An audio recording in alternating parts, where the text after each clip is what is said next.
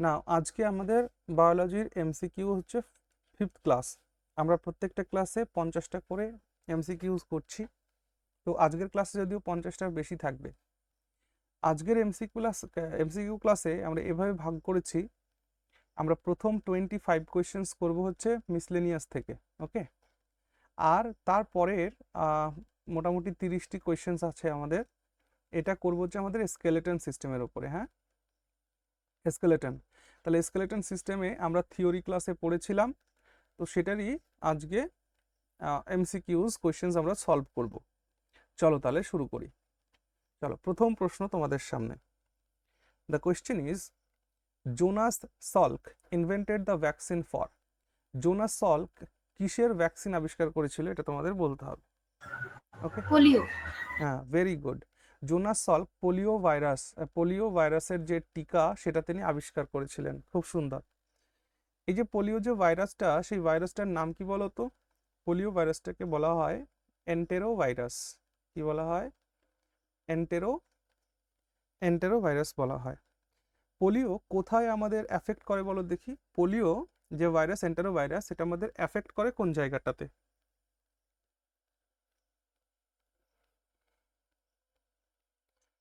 Polio ভাইরাসের জন্য affected area আমাদের নার্ভাস সিস্টেম, মনে থাকবে, নার্ভাস সিস্টেম। আমাদের নার্ভাস সিস্টেম অ্যাফেক্ট করে হচ্ছে পোলিও যে এন্টেরো ভাইরাস সেটা। ঠিক আছে, এখানে দেখতে পাচ্ছ কলেরা। সো বলো দেখি, কলেরা এর টিকা কে আবিষ্কার করেছিলেন? কলেরা ভ্যাকসিন কে আবিষ্কার করেছিলেন? লুই প্যাস্চার। হ্যাঁ, লুই প্যাস্চার। পাস্তুর। হ্যাঁ, লুই পাস্তুর। কলেরাটা কি ঘটিত রোগ? ব্যাকটেরিয়া, ভাইরাস, নাকি প্রোটোজোয়া? ব্যাকটেরিয়া। অবশ্যই ব্যাকটেরিয়া। ব্যাকটেরিয়া। কলেরিয়া হচ্ছে ব্যাকটেরিয়া। ব্যাকটেরিয়া ঘটিত রোগ। ব্যাকটেরিয়াটার নাম কি? Vibrio cholerae. Very good. Vibrio cholerae. Vibrio Vibrio cholerae. Vibrio cholerae, very good. আচ্ছা, ভিব্রিও টাইফয়েড। কলেরি। হ্যাঁ, টাইফয়েড রোগটা কিসের জন্য হয়? Entamoeba histolytica. Typhoid. Salmonella typhi. হ্যাঁ, সালমোনেলা।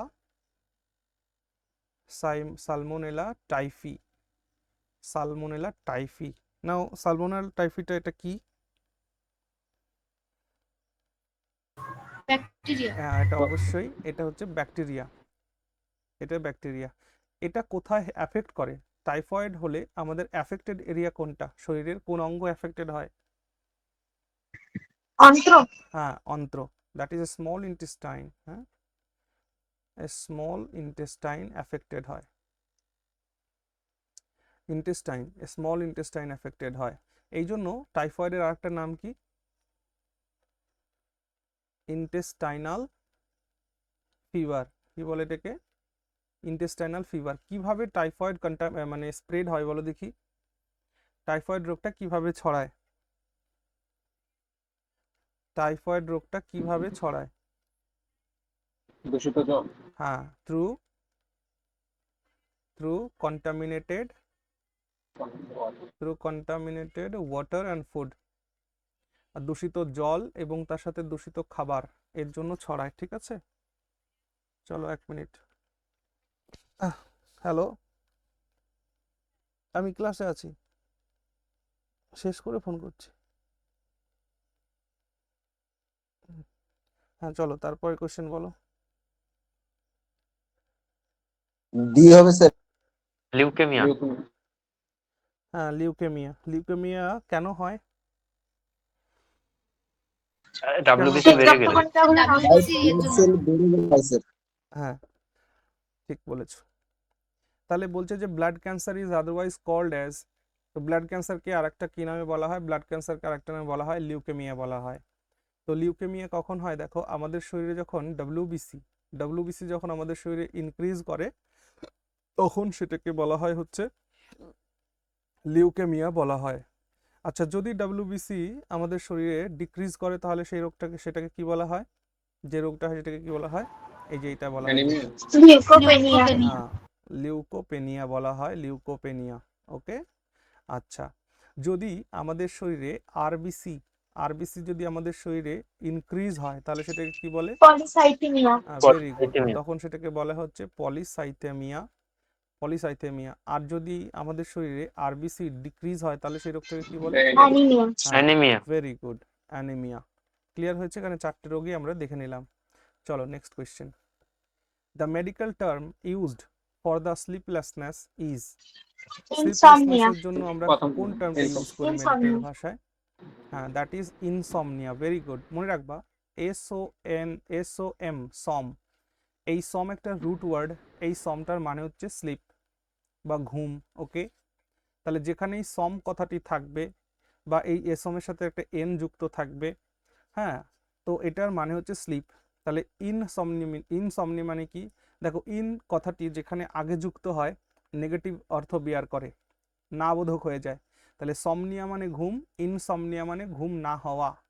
তাহলে স্লিপলেসনেস হচ্ছে ইনসমনিয়া হয়। আচ্ছা, আমার একটা কথা বলো, একটা ডিজিজ আছে that is called sleeping sickness. Sleeping sickness, এই রোগটা কিসের জন্য হয়? স্লিপিং সিকনেস, এই স্যান্ডফ্লাই। হ্যাঁ, এটা একটা ফ্লাইয়ের মানে বাইটের জন্য হয়, একটা ফ্লাইয়ের মাধ্যমে এটা ছড়ায়। CC fly. হ্যাঁ, তো ফ্লাইটার নাম হচ্ছে CC fly. Very good, CC fly. হ্যাঁ, মনে রাখবা স্লিপিং সিকনেস বা এই রোগটাকেই আরেকটা ভাষায় বলা হয় আফ্রিকান স্লিপিং সিকনেস। দুটোই এক কিন্তু। হ্যাঁ, স্লিপিং সিকনেসও কোথাও কোথাও থাকতে পারে, আবার কোথাও কোথাও আফ্রিকান স্লিপিং সিকনেসও থাকতে পারে। তাহলে এই স্লিপিং সিকনেস বা আফ্রিকান স্লিপিং সিকনেস, এটা এই সিসি ফ্লাই নামক মাছি এই ভেক্টর হিসাবে কাজ করে, এটা ছড়ায়। এটা হলে কি হয়, শরীরের মধ্যে ডিজিনেস কাজ করে, দুর্বল দুর্বল লাগে, সবসময় ঘুম পায়, চোখের পাতা খোলা যায় না, এরকম একটা পরিস্থিতি তৈরি হয়। এখান থেকে বলো দেখি, এই যে স্লিপিং সিকনেস, এই যে সিসি ফ্লাই, এটা কি আমাদের শরীরে প্রবেশ করালে এই রোগটা হয়? কি প্রবেশ করালে?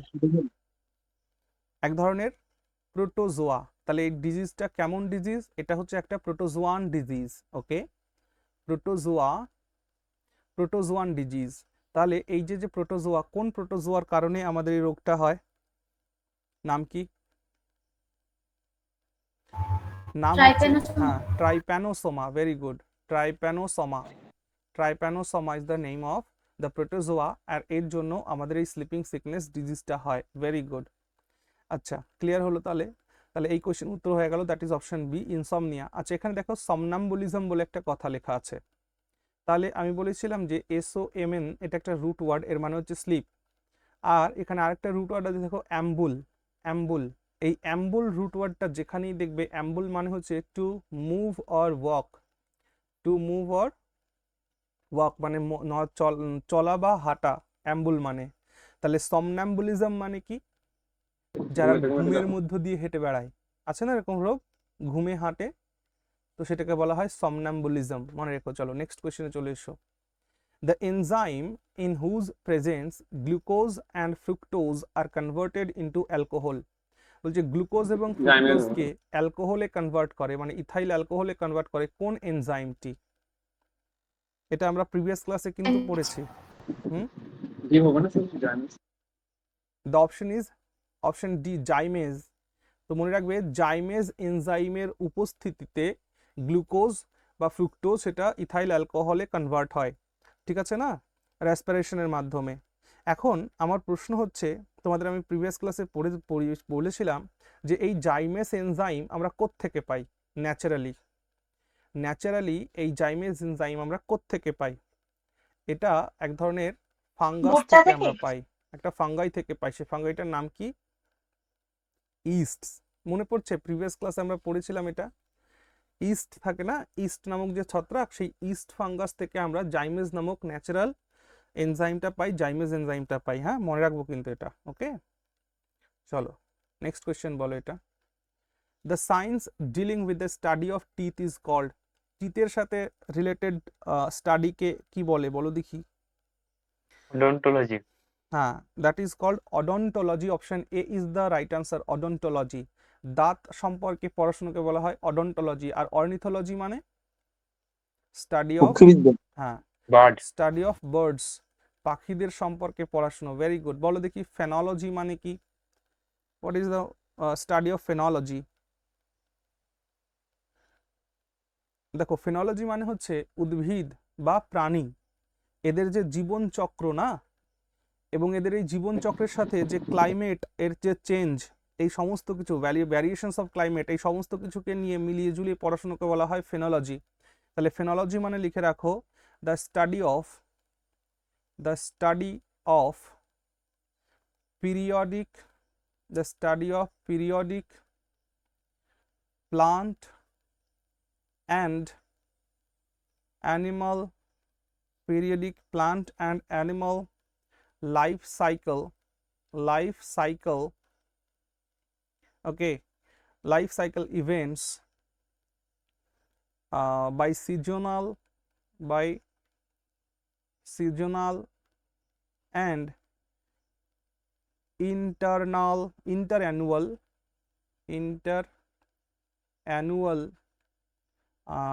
variations in climate, তাহলে কথাটা মনে রাখবে এটার সাথে এক কথায় যে প্লান্ট এবং অ্যানিমাল কিংডম কিছু আছে যাদের জীবন চক্র একটা সিজনের সাথে যে ঘটতে থাকে, সেইটার স্টাডিকে বলা হয় ফেনোলজি। আচ্ছা, কসমোলজি কার স্টাডি? মহাকাশ দ্য জ্যোতির্বিদ্যা। স্টাডি অফ ইউনিভার্স, ব্রহ্মাণ্ডের, তাই না? ব্রহ্মাণ্ড সম্পর্কে পড়াশোনাকে বলা হয় কসমোলজি। Very good. চলো নেক্সট কোয়েশ্চেনে চলে এসো। Lac which is used as sealing wax, এই সিলিং ওয়্যাক্স হিসাবে কাজ করা হয় বা ব্যবহার করা হয় ল্যাককে, এটা কোত্থেকে তৈরি করা হয় বলো দেখি। মনে রাখবা যে ল্যাক তৈরি করা হয় ইনসেক্ট থেকে, পতঙ্গ থেকে। এক ধরনের বাগ আছে, বাগ হচ্ছে এক ধরনের ইনসেক্ট। এই ইনসেক্টের নাম জেনে রাখো, পরীক্ষায় কখনো জিজ্ঞেস করে না যদিও, তবুও এটাকে বলা হয় ল্যাসিফেরা লাক্কা। কি বলা হয়? ল্যাসিফেরা লাক্কা। এই ল্যাসিফেরা লাক্কা নামক বাঘটি এক ধরনের, এদের শরীর থেকে এক ধরনের লিকুইড সিক্রেট করে, এক ধরনের রেজিনাস এলিমেন্ট সিক্রেট করে, আর সেটা দিয়ে তৈরি হয় হচ্ছে এই সিলিং ওয়্যাক্স, যেটা দিয়ে সিল করা হয় গালা আর কি, যেটাকে আমরা বলি সিল গালা। ওকে, আচ্ছা, ইনসেক্টের পড়াশুনোকে কি বলে? Study of insect, study of insects. Entomology. হ্যাঁ, very good. Study of entomology, very good. চলো next question. Heart murmur indicates a dash, defective valve, poor oxygenation, dislocation of heart, improper development of muscles. কোনটা হবে? Heart murmur, এটা আমাদের পারা উচিত সবার। Poor oxygen. No, heart murmur indicates a defective valve। তোমাদের পড়েছিলাম না যে নর্মাল হার্ট, হ্যাঁ, নর্মাল হার্ট কেমন সাউন্ড প্রডিউস করে বলো? নর্মাল হার্ট লাবডাব সাউন্ড প্রডিউস করে, লাবডাব। হ্যাঁ, তাহলে নর্মাল হার্টের যে সাউন্ড সেটা হচ্ছে লাবডাব। তাহলে এই হার্টের ভালভ যদি ডিফেক্টেড হয়, দুই ধরনের ভালভ হার্টের মধ্যে থাকে, ট্রাইকাপসিড ভালভ আর বাইকাপসিড ভালভ। এই ভালভগুলো যদি ডিফেক্টেড হয় তাহলে হার্টের সাউন্ড মারমার হয়ে যাবে, ঠিক আছে না? তো হার্টের মারমার সাউন্ড এটা ইন্ডিকেট করে যে হার্টের যে ভালভ আছে সেই ভালভে প্রবলেম হয়েছে। ওকে, এটা মনে রাখবে কিন্তু, ঠিক আছে? চলো তারপর বলো দেখি। The colour of human skin is produced by melanin. Melanin. So the right answer is melanin. Very good. Melanin হচ্ছে আমাদের হার্টের আমাদের স্কিনের কালারের জন্য রেসপন্সিবল। মেলানিন হরমোন কোত্থেকে সিক্রেট হয় আমার বলো দেখি। মেলানিন হরমোন কোত্থেকে সিক্রেট হয়? মেলানিন হরমোন সিক্রেট হয় আমাদের স্কিনের ইনার লেয়ার থেকে, ইনারমোস্ট লেয়ার থেকে, যেখানে এক ধরনের সেল পাওয়া যায়। সেলটার নাম কি? মেলানোসাইটস। মনে পড়ছে? মেলানোসাইটস। সেই মেলানোসাইটস থেকে মেলানিন নামক হরমোনের সিক্রেশন হয়। যদি মেলানিন বেশি সিক্রেট হয় তাহলে আমাদের শরীরের গায়ের রং কেমন হবে? ব্ল্যাক হবে। কালো। হ্যাঁ, এটা মাথায় রেখো। আর যদি মেলানিনের সিক্রেশন আমাদের কম হয় তাহলে কি হবে? পেয়ার হবে, তাই না? হ্যাঁ, তাহলে মেলানিন, এবার একটা কথা মাথায় রাখবে যে মেলানিনের উপরে স্কিন কালার নির্ভর করে 20% অনলি, 80% নির্ভর করে কিসের উপরে? জিনের উপরে। জেনেটিক। হ্যাঁ, genetics, yes.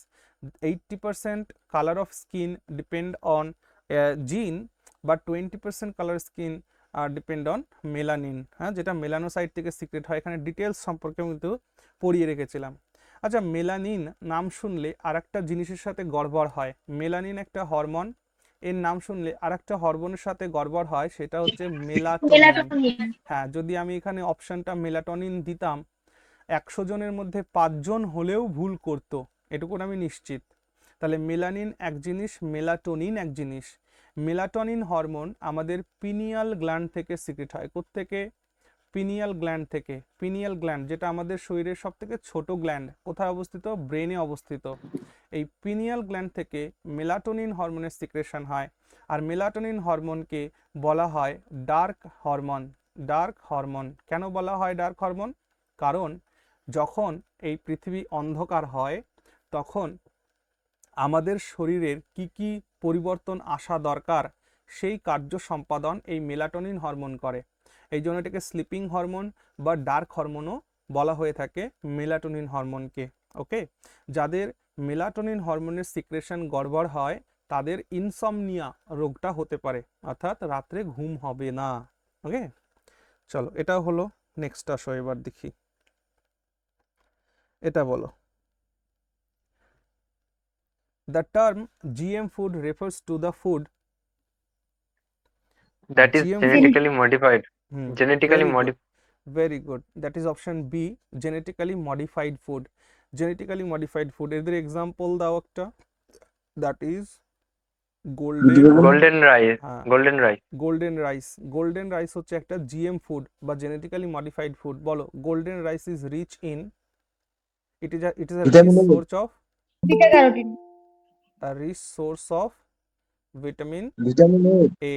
Very good, rich source of vitamin A, মনে রাখবে এটা। হ্যাঁ, তাহলে মেলাটোনিন, সরি কি বলছিলাম, এটা মেলাটোনিনে চলে গেলাম কেন? অর্থাৎ জিএম ফুড, জিএম ফুড হচ্ছে গোল্ডেন রাইস এক্সাম্পল, এবং এটা ভিটামিন এ এর rich source. Okay, very good. আচ্ছা, আমি কি ক্লাস অন করেছিলাম? রেকর্ডে বসিয়েছিলাম? Let me check. হ্যাঁ, রেকর্ডটা হচ্ছে কিনা সেটাকে, হ্যাঁ হ্যাঁ হ্যাঁ, হচ্ছে। আচ্ছা, চলো না, নেক্সট এই কোশ্চেনটা বলো। Which of the following is related to সিলভিকালচার?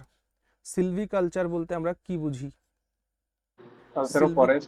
হ্যাঁ, very good, culture of forest crops, ঠিক। বন উৎপাদনের জন্য যে সমস্ত ভেজিটেশন আমরা করি, সেইগুলোর যে চাষবাস, সেটাকে বলা হয় সিলভিকালচার। তো সিলভিকালচার মানে হচ্ছে culture of forest crops. Very good, সাবাস। চলো তারপর এটা বলো। The disease in which the sugar of blood increases is known as, diabetes mellitus. Mellitus. Very good, diabetes mellitus. Diabetes mellitus হচ্ছে আমাদের যেটাকে আমরা নর্মাল ভাষায় সুগার বলি, যে আমার সুগার হয়েছে, মানে রক্তে শর্করার পরিমাণ, গ্লুকোজের পরিমাণ বেড়ে গেছে। ডায়াবেটিস মেলিটাস মনে রাখবো কি করে?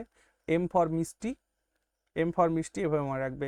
দুই ধরনের ডায়াবেটিস আছে, একটা হচ্ছে ডায়াবেটিস মেলিটাস, আর একটা দেখতে পাচ্ছ অপশন বিতে রয়েছে ডায়াবেটিস ইনসিপিডাস।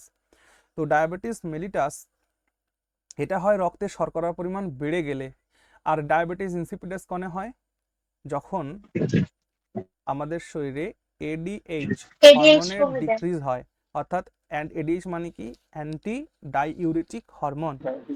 তো অ্যান্টি ডাইউরেটিক হরমোন এটা সিক্রেশন যদি আমাদের শরীরে কম হয়, তাহলে ডায়াবেটিস ইনসিপিডাস নামক রোগটি হয়। খুব ভালো, চলো নেক্সট কোয়েশ্চেন।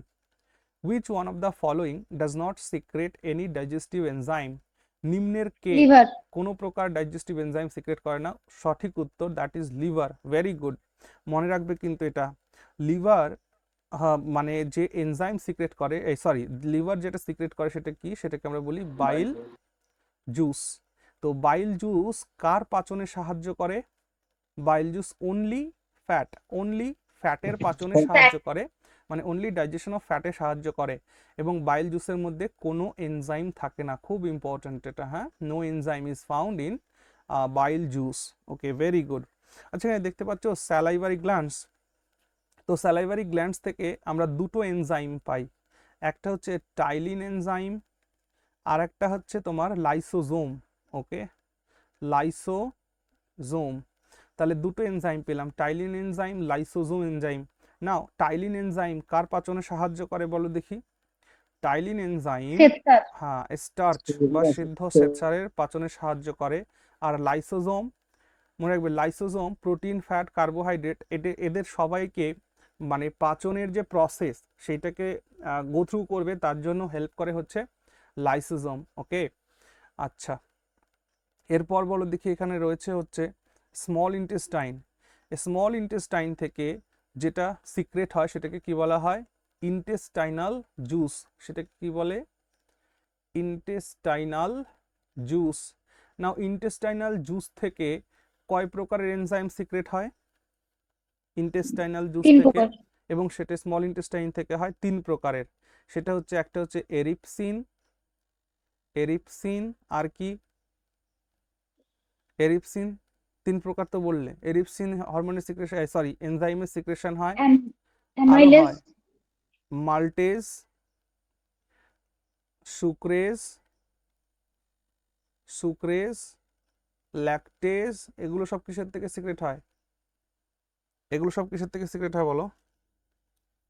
Small intestine. হ্যাঁ, এগুলো হচ্ছে স্মল ইন্টেস্টাইন থেকে সিক্রেট হয়, ঠিক আছে না? এটা মনে রাখবো কিন্তু আমরা। চলো, আচ্ছা এরিপসিন কিসের পাচনে সাহায্য করে? এরিপসিন, এরিপসিন প্রোটিন, প্রোটিন, হ্যাঁ প্রোটিনের পাচনে সাহায্য করে। আচ্ছা মাল্টেজ কিসের পাচনে সাহায্য করে? মাল্টোজের। সুক্রেজ সুক্রোজের, ল্যাকটেজ ল্যাকটোজের পাচনে সাহায্য করে এনজাইমগুলো। Very good. আচ্ছা এরপর স্যার হচ্ছে, একটা কথা ছিল, হ্যাঁ বলো।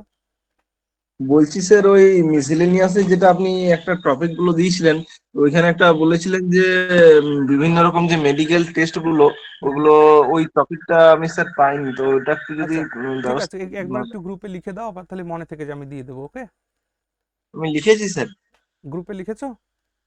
হ্যাঁ স্যার। হুম, ঠিক আছে, ওকে। চলো প্যানক্রিয়াস, প্যানক্রিয়াস থেকে যে জুসের সিক্রেশন হয় সেটাকে কি বলে? সেটাকে বলে pancreatic juice. Pancreatic juice, pancreatic জুসের আরেকটা কি নাম আছে? প্যানক্রিয়াটিক complete জুসের, digestive juice. হ্যাঁ ভেরি গুড, প্যানক্রিয়াটিক জুসকে বলা হয় কমপ্লিট ডাইজেস্টিভ জুস। এটাকে বলে কমপ্লিট ডাইজেস্টিভ জুস বলা হয়। আচ্ছা এই প্যানক্রিয়াস থেকে কোন কোন এনজাইমের সিক্রেশন হয়? এক তো হয় তোমার ট্রিপসিন, ট্রিপসিন, ক্রাইমোট্রিপসিন, ট্রিপসিন, ক্রাইমোট্রিপসিন আর লাইপেজ আর অ্যামাইলেজ, অ্যামাইলেজ। ওকে, তাহলে ট্রিপসিন, ক্রাইমোট্রিপসিন, লাইপেজ, অ্যামাইলেজ এদের সিক্রেশন হয়। এইখানে ট্রিপসিন আর ক্রাইমোট্রিপসিন যে এনজাইম সিক্রেট হয়, এর দ্বারা কার পাচনে সাহায্য করে বলে দেখি? প্রোটিন। লাইপেজ দিয়ে কার পাচন হয়? ফ্যাট। আর অ্যামাইলেজের দ্বারা কাদের? পলিস্যাকারাইড যেগুলো আছে, মানে কার্বোহাইড্রেটের পলিস্যাকারাইডগুলোর পাচনে সাহায্য করে। হ্যাঁ, ভেরি গুড। চলো তাহলে এই প্রশ্নের উত্তর কি হলো? লিভার। যে লিভার থেকে যে বাইল জুস সিক্রেশন হয় তার মধ্যে কোনো এনজাইম পাওয়া যায় না। চলো এটা, deficiency of vitamin B6 in human causes, deficiency of vitamin Anemia. B6 এর কমতি হলে কি রোগ হবে? A- হ্যাঁ ভেরি গুড, Beriberi. সাবাস। নো নো, সঠিক বলেছিলে, অ্যানিমিয়া। Okay. ভিটামিন B6 এর অভাব হলে, ভিটামিন B6 এর অভাব হলে আমাদের ওর যে রোগ হয় সেটা হচ্ছে অ্যানিমিয়া। ভিটামিন B6 এর কেমিক্যাল নেম কি? That is pyridoxine.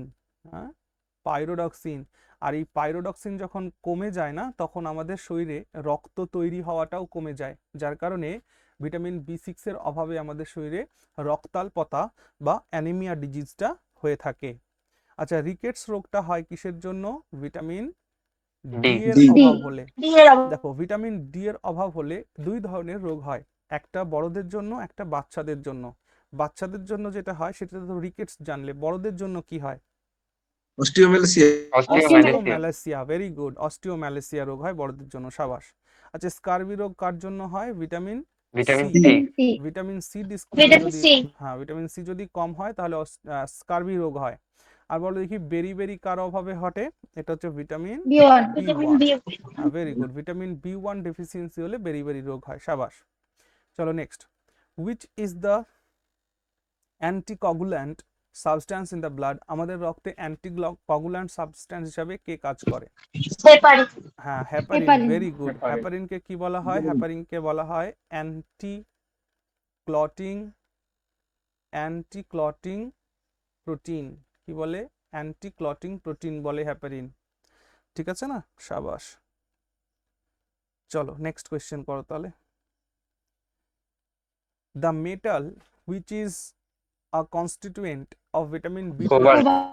Cobalt. Vitamin B12, ঠিক, ভিটামিন B12 মানেই হচ্ছে সায়ানোকোবালামিন। সায়ানোকোবালামিন। তাহলে সায়ানোকোবালামিনের মধ্যে যে কোবালা কথা রয়েছে, কোবাল মানে কোবাল্ট, কোবাল্ট রয়েছে। ঠিক আছে না? তো option D is the right answer. তাহলে ভিটামিন B12 এর মধ্যে কোবাল্ট নামক এই মেটালটা থাকে।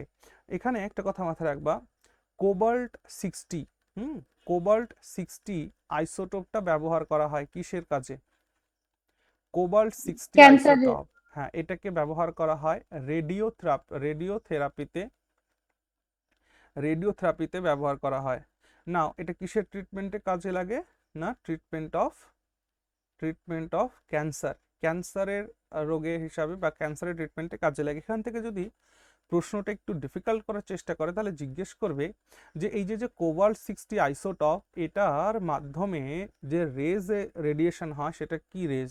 মনে রাখবে, সেটা হলো gamma rays. Very good, gamma rays. তাহলে কোবাল্ট 60 আইসোটোপ থেকে গামা রেজের সিক্রেশন হয়, যার ফলে এটা ক্যান্সার ট্রিটমেন্টের জন্য রেডিওথেরাপিতে ব্যবহার করা হয়। খুব সুন্দর। আমাদের বলো দেখি, জিঙ্ক আমাদের একটা হরমোনের মধ্যে পাওয়া যায়, সেই হরমোনটার নাম কি? ইনসুলিন। ভেরি গুড, জিঙ্ক পাওয়া যায় হচ্ছে ইনসুলিন হরমোনের মধ্যে, সাবাস। ম্যাগনেসিয়াম আমাদের শরীরে কি কাজ করে? আমাদের শরীরে যদি কোথাও কোনো ক্যালকুলাস তৈরি হয়, কি তৈরি হয়? কোনো ক্যালকুলাস যদি তৈরি হয়, বা যেটাকে আমরা স্টোন বলি, হ্যাঁ, শরীরে কোথাও যদি পাথর তৈরি হয়, অর্থাৎ ক্যালসিয়াম অক্সালেট যদি আমাদের শরীরে কোথাও জমতে থাকে, তাহলে সেইগুলোকে বাইরে বের করার দায়িত্ব হচ্ছে ম্যাগনেসিয়ামের। Very good. আর বলো, আয়রনের মুখ্য কাজ কি? What is the principal function of iron in our body? Haemoglobin. হ্যাঁ, ভেরি গুড,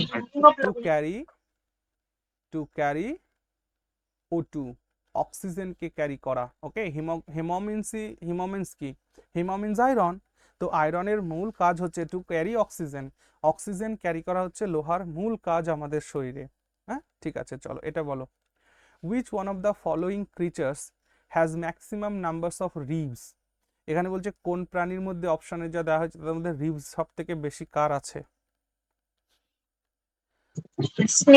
হ্যাঁ, একদমই তাই, স্নেক। Very good. মনে রাখবা যে স্নেক হচ্ছে এমন প্রাণী যার মধ্যে সব থেকে বেশি রিবস আছে। নাম্বার মনে রাখার দরকার নেই, তবে একটা কথা এখান থেকে প্রশ্ন জিজ্ঞেস করে, human ribs, number of human ribs, মানুষের রিবস কটা? 24। মানুষের রিবস হচ্ছে, হ্যাঁ, ইয়েস, 24, 12 পেয়ার, মানে এদিকে 12, এদিকে 12, মাঝখানে যে হাড়টা থাকে যেখান থেকে যে রিবস গুলো সিক্রেট হয়, এই হাড়টার নাম কি? হ্যাঁ, এটার নাম হচ্ছে স্টারনাম, মনে রাখবে। আচ্ছা, এখান থেকে আরেকটা প্রশ্ন জিজ্ঞেস করে যেটা আমাদের আজকের ক্লাসেও তোমরা পাবে, সেটা আমি আগেই বলে দিব। ছাড়ো, ওই কোশ্চেনে যখন যাব তখন বলবো। আচ্ছা বলো দেখি, স্টাডি অফ স্নেক কি বলে? সাপ সংক্রান্ত পড়াশোনাকে কি বলে? স্টাডি অফ স্নেক বলতেই হবে, এটা আমরা প্রায় কয়েকটা ক্লাসে আলোচনা করেছি।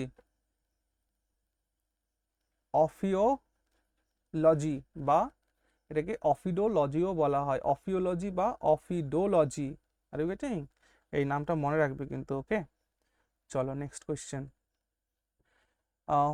আচ্ছা বলো দেখি, স্নেকের মধ্যে যে টক্সিনটা থাকে, বিষটা থাকে, সেই টক্সিনটা কি জাতীয় টক্সিন? হেমোটক্সিন, জুটক্সিন। হ্যাঁ, জুটক্সিনটা কি? এক ধরনের প্রোটিন। তো এটা মাথায় রাখবে যে সাপের বিষের মধ্যে থাকে হচ্ছে জুটক্সিন নামক প্রোটিন থাকে। ওকে, এটা কিন্তু খুব হাই প্রোটিন।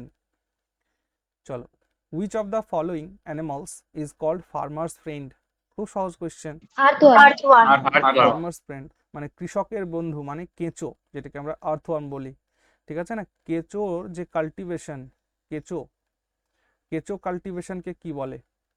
কেঁচো কাল্টিভেশনকে কি বলে? ভিটিকালচার। নো, ভার্মি হ্যাঁ, ভার্মি ভার্মি কালচার, ভার্মি হ্যাঁ কালচার। ভার্মিকালচার। হ্যাঁ, ওই যে একটু আগে এই যে দেখো এখান থেকে ভার্মি কালচার থেকে তুমি যে ভার্মি কম্পোস্টটা মনে রাখলে, তাহলে ভার্মি কম্পোস্ট মানে কি? ভার্মি কম্পোস্ট, তোমরাও বাড়িতে ভার্মি কম্পোস্ট তৈরি করতে পারো। কিভাবে তৈরি করতে পারো?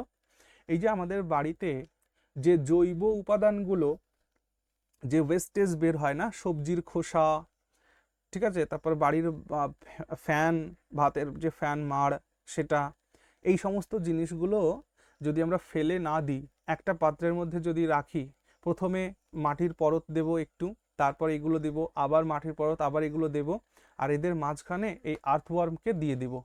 কিছুদিন পরে এই আর্থওয়ার্মগুলো ওইগুলোকে না কাল্টিভেট করে ফেলবে, এবং তখন ভার্মি কম্পোস্ট তৈরি হয়ে যাবে, এবং এটা খুব গুণগত মানের একটা সার বা ম্যানুয়ার এর কাজ করবে, ফার্টিলাইজার্সের কাজ করবে। খুব সুন্দর। আচ্ছা, এটা সম্পর্কে আর কি কি মনে রাখতে পারো বলো দেখি? এর থেকে আর্থওয়ার্ম থেকে গেল, ভার্মিকালচার গেল, চলো আর কিছু মনে পড়ছে না আপাতত। অ্যান্ট থেকে বলো, অ্যান্টের স্টাডিকে কি বলে? Study of ant, study of ant. পিঁপড়া সম্পর্কে পড়াশোনাকে কি বলে? এই আমরা থিওরি ক্লাসে পড়েছি, এটা আমি কয়েকদিন আগে পড়েছি। এইটুকু না লিখতে হবে, পুরোটা না লিখলে মনে থাকবে না। মাইরমেকোলজি কি বলে? মাইরমেকোলজি, তাহলে study of ant is called myrmecology, ঠিক আছে না? আচ্ছা, এই পিঁপড়ের শরীরে এক ধরনের অ্যাসিড পাওয়া যায়, এই অ্যাসিডটার নাম কি? হ্যাঁ ফর্মিক অ্যাসিড। হ্যাঁ, very good. The acid found in ants is formic acid, very good, formic acid. আচ্ছা, ফর্মিক অ্যাসিড এর আরেকটা নাম আছে, এটা মনে রেখো, ফর্মিক অ্যাসিড অপশনে না থাকতেও পারে, হ্যাঁ, এটাকে বলা হয় মিথানোয়িক অ্যাসিড। Methanoic acid. হ্যাঁ, মিথানোয়িক অ্যাসিড। তাহলে পিঁপড়ের শরীরে আমরা কি দেখতে পাই না? ফর্মিক অ্যাসিড দেখতে পাই, যেটাকে মিথানোয়িক অ্যাসিডও বলা হয়ে থাকে। ওকে। আচ্ছা, মধুমাছির চাষ, বীজ, এদের কাল্টিভেশনকে কি বলে? এদের কাল্টিভেশনকে কি বলে? এপিকালচার। হ্যাঁ, এদের কাল্টিভেশনকে বলে এপিকালচার, ভেরি গুড, এপিকালচার বলে। আচ্ছা, বাটারফ্লাইদের স্টাডি সম্পর্কে কি বলে? বাটারফ্লাইদের স্টাডিকে কি বলে? Study of butterfly,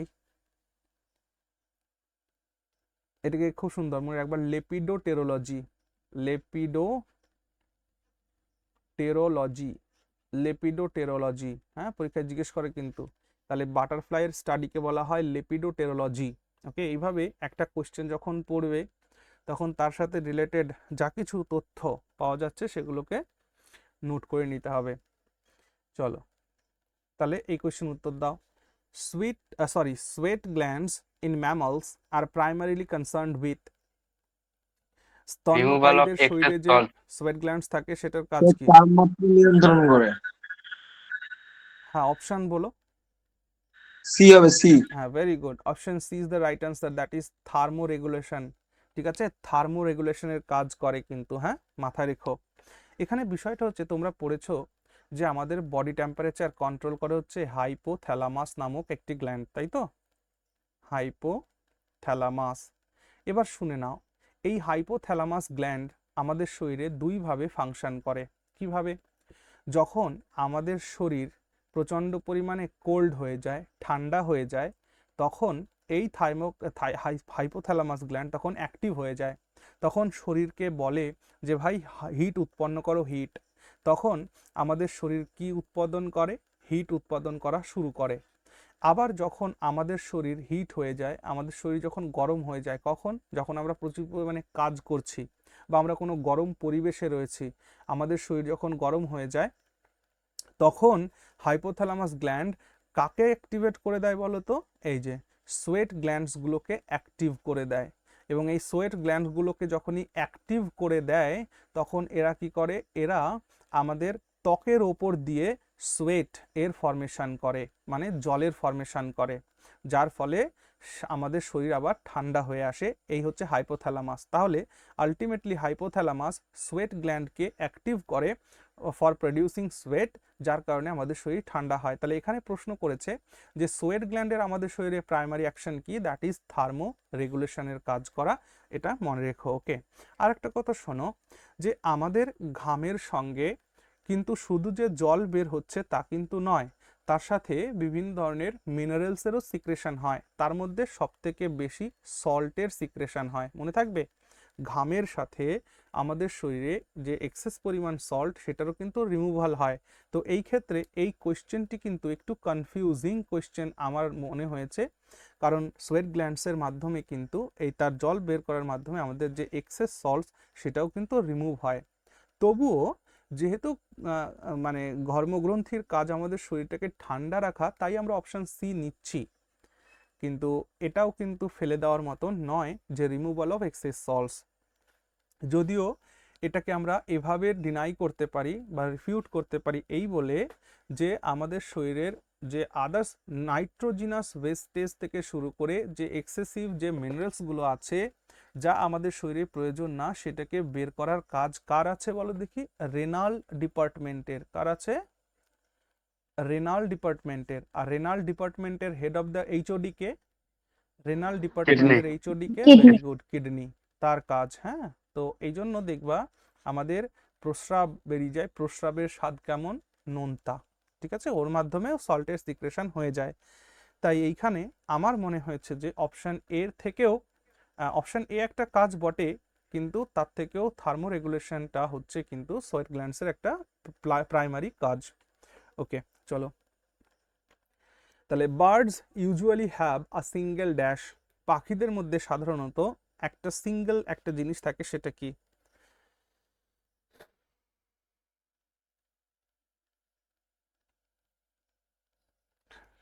that is ovary. মনে থাকবে, অভেরি, অভেরি। ঠিক আছে, পাখিদের মধ্যে সিঙ্গেল যেটা থাকে দ্যাট ইজ অভেরি থাকে। হ্যাঁ, খুব ইম্পর্টেন্ট এটা। চলো এটা প্রশ্ন উত্তর দাও। The carbon dioxide content in the air that we exhale is about dash percent. মানে আমরা কার্বন ডাইঅক্সাইড কত পার্সেন্ট ছাড়ি, এক্সেল করি কত পার্সেন্ট, এটা জানতে চাইছে। আচ্ছা, তার আগে এটুকুন জানার চেষ্টা করো, ইনহেল দেখো, ডিউরিং ইনহেল আমরা যখন বাতাস ইনহেল করছি, ইনহেল করা মানে শ্বাস গ্রহণ করা, যখন আমরা শ্বাস গ্রহণ করছি তখন আমরা কি কি গ্রহণ করছি? দেখো, আমরা নাইট্রোজেন 78% গ্রহণ করছি, প্লাস অক্সিজেন আমরা 21% গ্রহণ করছি, প্লাস কার্বন ডাইঅক্সাইড আমরা 0.03% গ্রহণ করছি। কি বলছি বুঝতে পারছো? মানে আমরা যখন ইনহেল করছি, বাতাস যখন আমরা ভেতরে নিচ্ছি শ্বাসের মাধ্যমে, তখন আমরা নাইট্রোজেন 78%, অক্সিজেন 21%, কার্বন ডাইঅক্সাইড 0.03% আমরা গ্রহণ করছি। কিন্তু যখন এক্সেল করছি, ডিউরিং এক্সেলের সময় আমরা নাইট্রোজেনকে অ্যাজ ইট ইজ বের করে দিচ্ছি, 78% বের করে দিচ্ছি, প্লাস অক্সিজেনকে আমরা কত পার্সেন্ট বের করে দিচ্ছি বলো তো? 16%। তাহলে একবার ভাবো, আমরা প্রত্যেকবার শ্বাস নিচ্ছি 21%, ব্যবহার করছি কয় পার্সেন্ট? তাহলে আমরা অক্সিজেন ব্যবহার করছি অনলি 5%।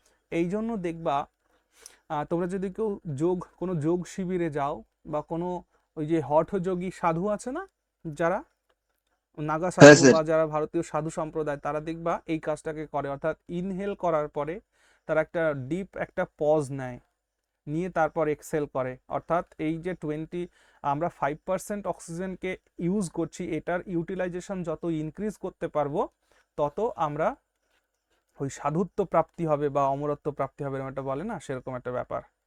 তো যাই হোক, তো গেল। আর কার্বন ডাইঅক্সাইড আমরা যখন ছাড়ছি তখন কত ছাড়ছি বলো তো? 4% ছাড়ছি। ওকে, তাহলে ইনহেল করার সময় কার্বন ডাইঅক্সাইড আমি 0.03% নিচ্ছি, আর ছাড়ার সময় 4% ছাড়ছি, তার মানে বিরাট ইনক্রিজ করে ছাড়ছি। So option A is the right answer here, that is এক্সেলের সময় আমরা কার্বন ডাইঅক্সাইডের পরিমাণটা 4%কে রিলিজ করছি, অথচ নিচ্ছি কতটুকুন? 0.03%।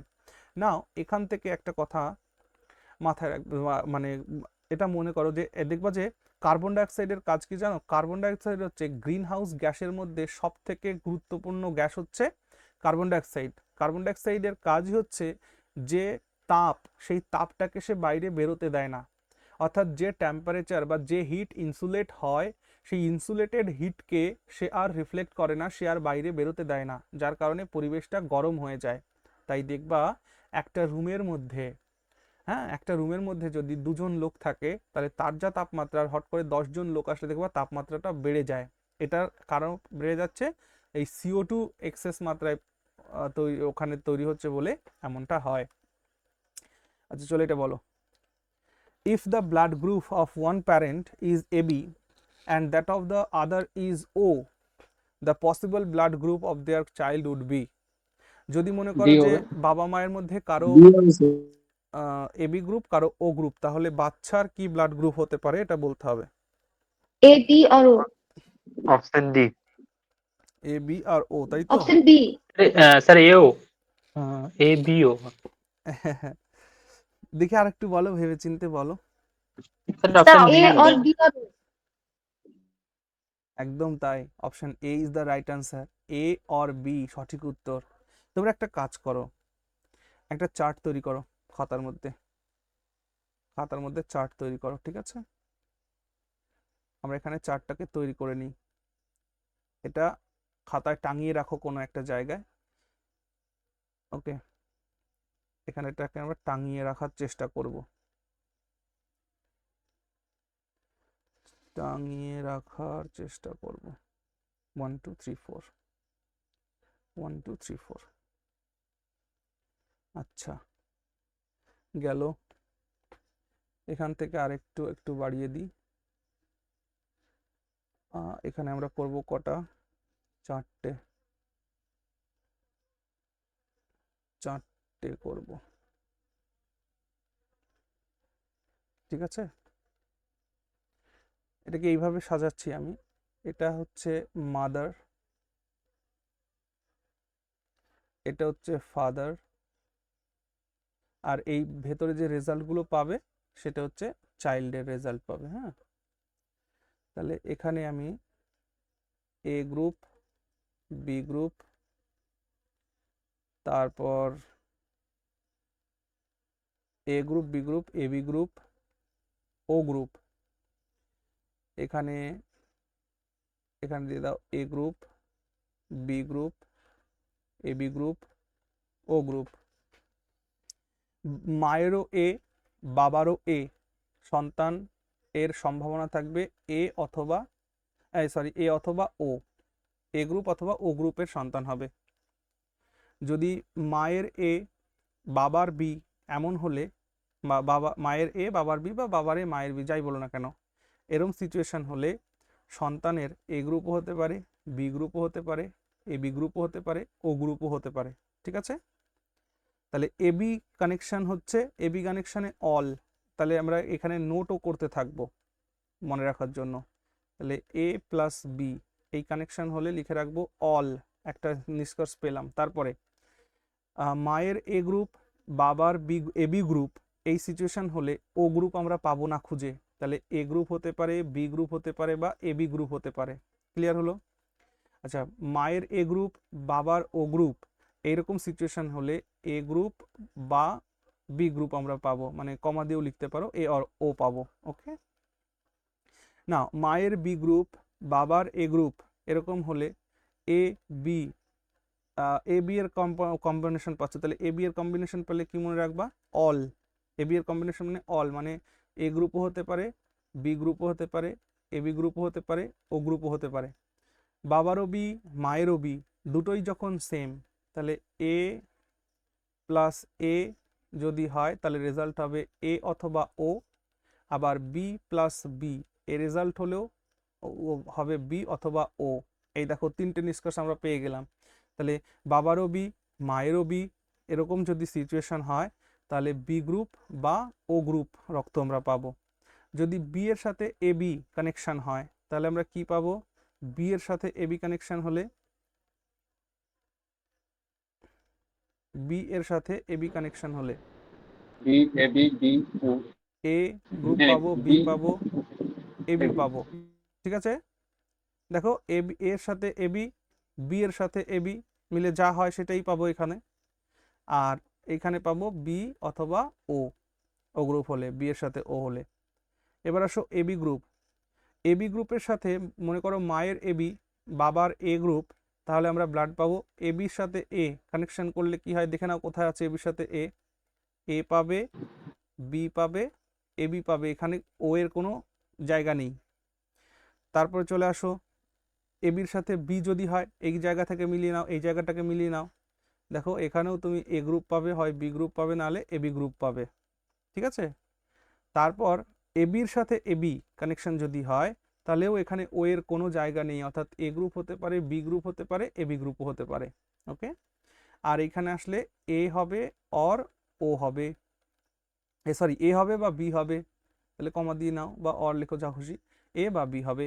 এবির সাথে ও এর কানেকশন হলে এ গ্রুপ বা বি গ্রুপ হবে, ঠিক আছে। যদি ও গ্রুপ, মায়ের ও গ্রুপ, বাবার এ গ্রুপ, তাহলে ও এর কানেকশন, ও এর কানেকশন ও এ গ্রুপ হবে বা ও গ্রুপ হবে। তারপর যদি ও বি এর গ্রুপ, তাহলে কি হবে, বি হবে ও হবে। ও এর সাথে এ বি গ্রুপ যদি কানেক্ট হয়, তাহলে হয় এ হবে, না হলে বি হবে। ও এর সাথে এ বির কানেকশন, এ বির সাথে ও এর কানেকশনে দেখো এ বি ছিল, তাহলে এখানে ও এর সাথে এ বি কানেকশন মানে এ বি হবে। আর ও এর সাথে ও হবে, অন্য কিছু হবে না, ওকে।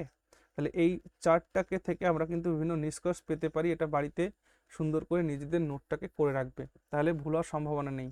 তাহলে এখানে প্রশ্ন ছিল যে একজনের এবি আর একজনের ও, তাহলে এবি রক্ত গ্রুপ যদি হয়, এবি ও এর কম্বিনেশনে দেখতে পাচ্ছ যে এবি ও এর কম্বিনেশনে এ আর বি গ্রুপই পাওয়া যাবে, বাকি কিছু পাওয়া যাবে না, ওকে। চলো তাহলে take a screenshot of it. Have you taken? হ্যাঁ স্যার। চল, এখান থেকে আরেকটা প্রশ্ন জিজ্ঞেস করে যে ব্লাড গ্রুপিং ডিসকভার কে করেছিল? Blood grouping, Landsteiner. হ্যাঁ very good. Karl Landsteiner. Blood grouping discovered by sir Karl Landsteiner, Landsteiner, Landsteiner, very good. চলো next, washing of peeled vegetables removes the vitamin. আচ্ছা, যে সমস্ত সি। সবজির খোসা ছাড়িয়ে ধোয়া হয় তাদের কোন ভিটামিন নষ্ট হয়? Vitamin option, C. হ্যাঁ ভেরি গুড, ভিটামিন সি। মনে রাখবা, কোনো সবজিকে যদি আমাদের বয়েল করা হয় তবুও কিন্তু ভিটামিন সি নষ্ট হয়, ঠিক আছে। আচ্ছা, in which vertebrate oxygenated and deoxygenated blood get mixed? কোন ভার্টিব্রেটের মধ্যে অ্যাম্ফিবিয়ান। অক্সিজেনেটেড আর ডিঅক্সিজেনেটেড ব্লাড গ্রুপ মিক্সড হয়ে যায়? হুম, বলো। Amphibian. The right answer is fish. তোমরা মনে নেই ফিশের হার্টের কটা চেম্বার? ফিশের হার্টের দুটো। কটা চেম্বার? 2 চেম্বারস। তাহলে 2 চেম্বারস যদি হয়, একটা হচ্ছে অরিকল আর একটা হচ্ছে ভেন্ট্রিকল, ঠিক আছে। তাহলে একটা অরিকল একটা ভেন্ট্রিকল হলে পিওর ব্লাড আর ইমপিওর ব্লাডকে এরা কি আলাদা করতে পারে? পারে না। তাহলে মাছের রক্তের মধ্যে পিওর ব্লাড ইমপিওর ব্লাড এটার কোনো আলাদা করার কোনো জায়গা নেই। এই জন্য মনে রাখবে মাছের রক্তে, হ্যাঁ, এই মাছের রক্তে কি বললাম যেন, মাছের রক্তে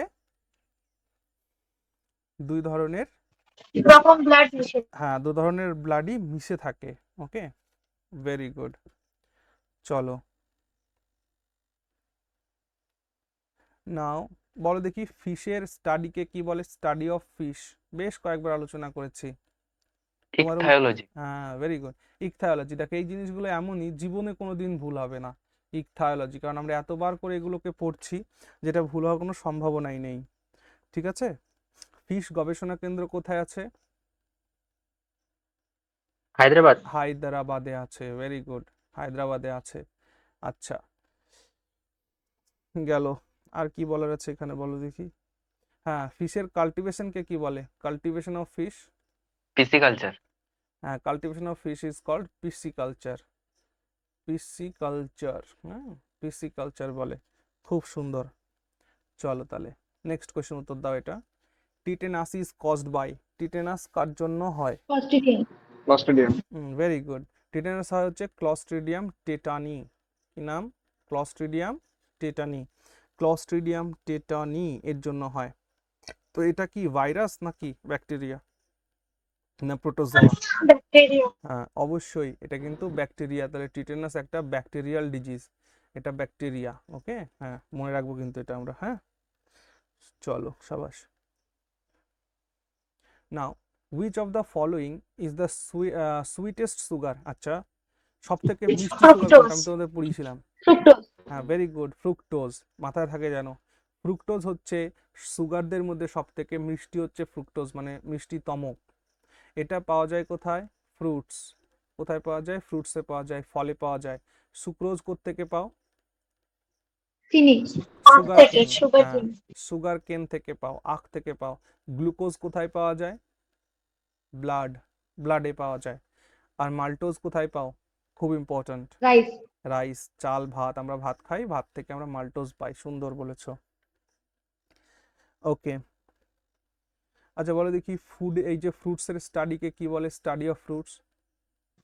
পোমোলজি। হ্যাঁ বলা হয় পমোলজি। ইয়েস, স্টাডি বলছি আমরা যেহেতু, যেটাকে বলে পমোলজি। Very good. চলে আসো নেক্সট কোশ্চেনে। The vitamin that helps to prevent infections in the human body is? কোন ভিটামিন আমাদের শরীরে ভিটামিন সি। ইনফেকশনকে রোধ করে? বলো।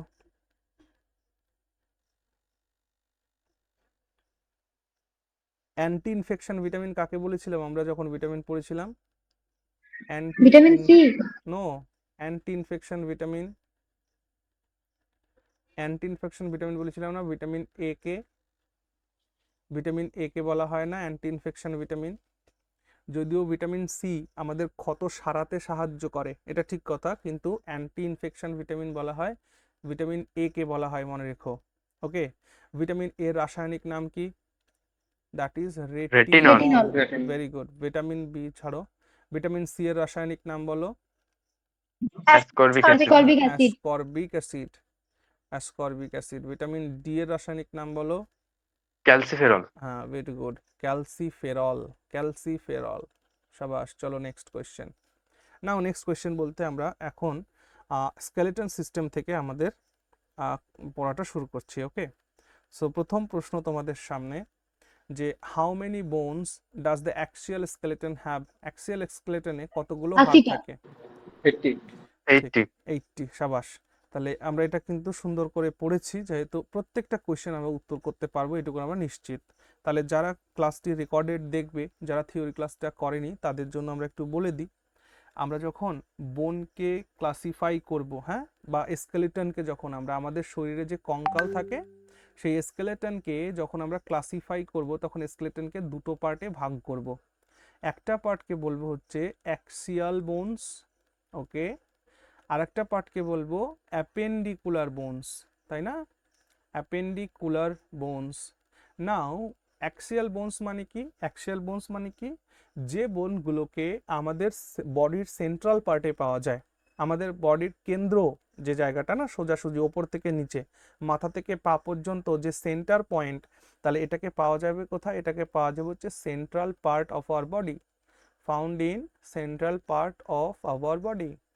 আমাদের বডির সেন্ট্রাল পার্টে পাওয়া যায়। আর অ্যাপেন্ডিকুলার বোনসগুলো, যে বোনগুলো এসে সেন্ট্রাল পার্টের সাথে অর্থাৎ অ্যাক্সিয়াল বোনের সাথে যুক্ত হয়, তার মানে আমাদের যারা লিম্বস টিমস যেগুলো রয়েছে সেগুলো সব হচ্ছে অ্যাপেন্ডিকুলার বোনসের মধ্যে যাবে।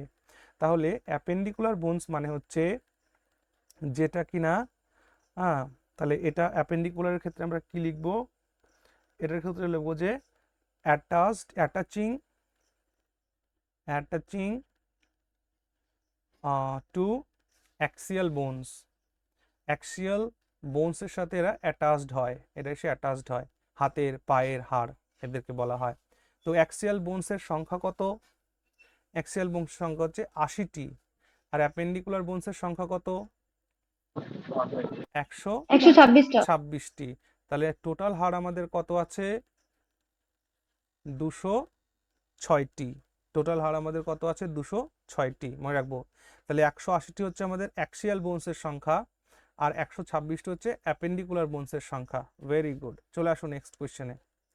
Which of the following is a part of the pectoral girdle? আচ্ছা, নিম্নের কোনটি পেক্টোরাল গার্ডের পার্ট? ঠিক আছে, pelvic bone। Clavicle। ক্ল্যাভিকেল। Clavicle। একদমই তাই, clavicle is the right answer. Clavicle হচ্ছে আমাদের পেক্টোরাল গার্ডেলের অংশ। আমাদের শরীরে গার্ডেল আছে কয়টা বলো দেখি?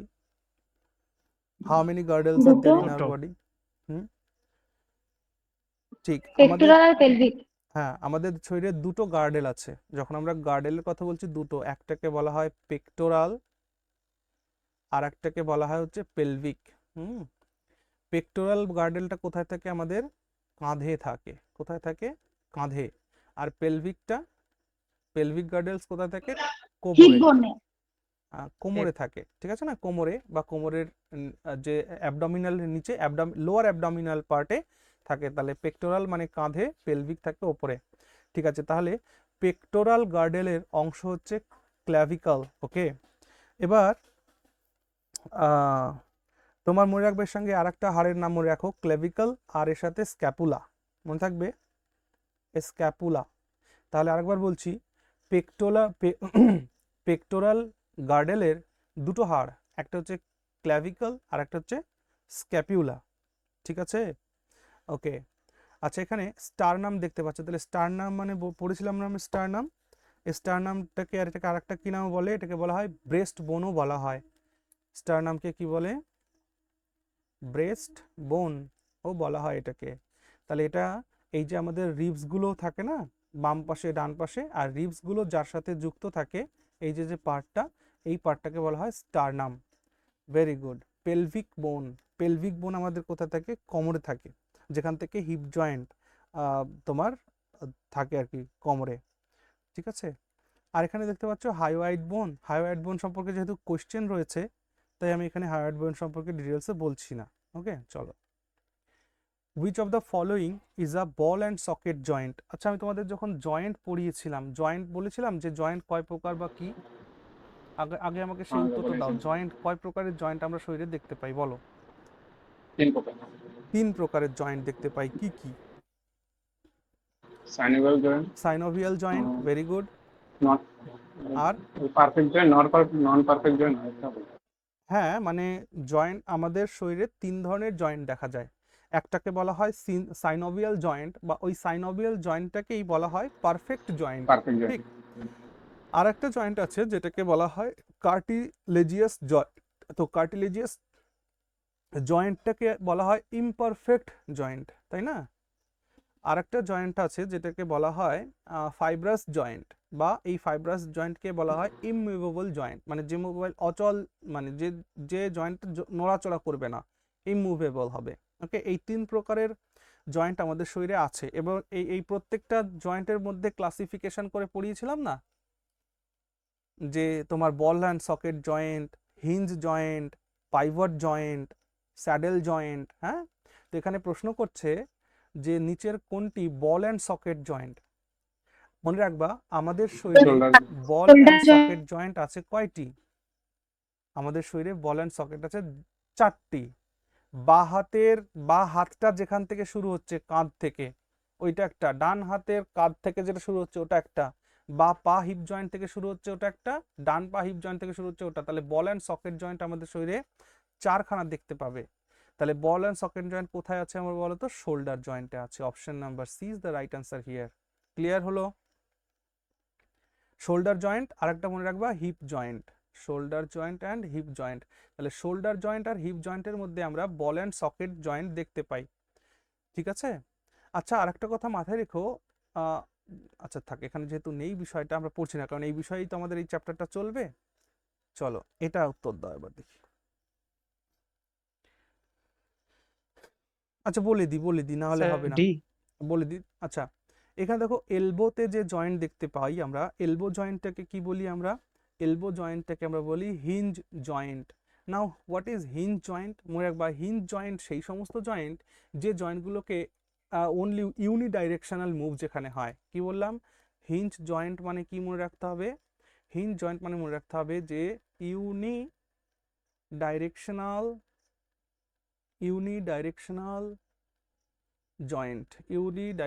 জয়েন্ট। ওকে, যার মধ্যে একটি মাত্র দিকে, যেমন কনুইতে এলবোতে আমাদের হিঞ্জ জয়েন্ট রয়েছে, দেখো একটা মাত্র দিকে মুভমেন্ট হবে, গোল গোল এটাকে ঘোরানো সম্ভব নয়।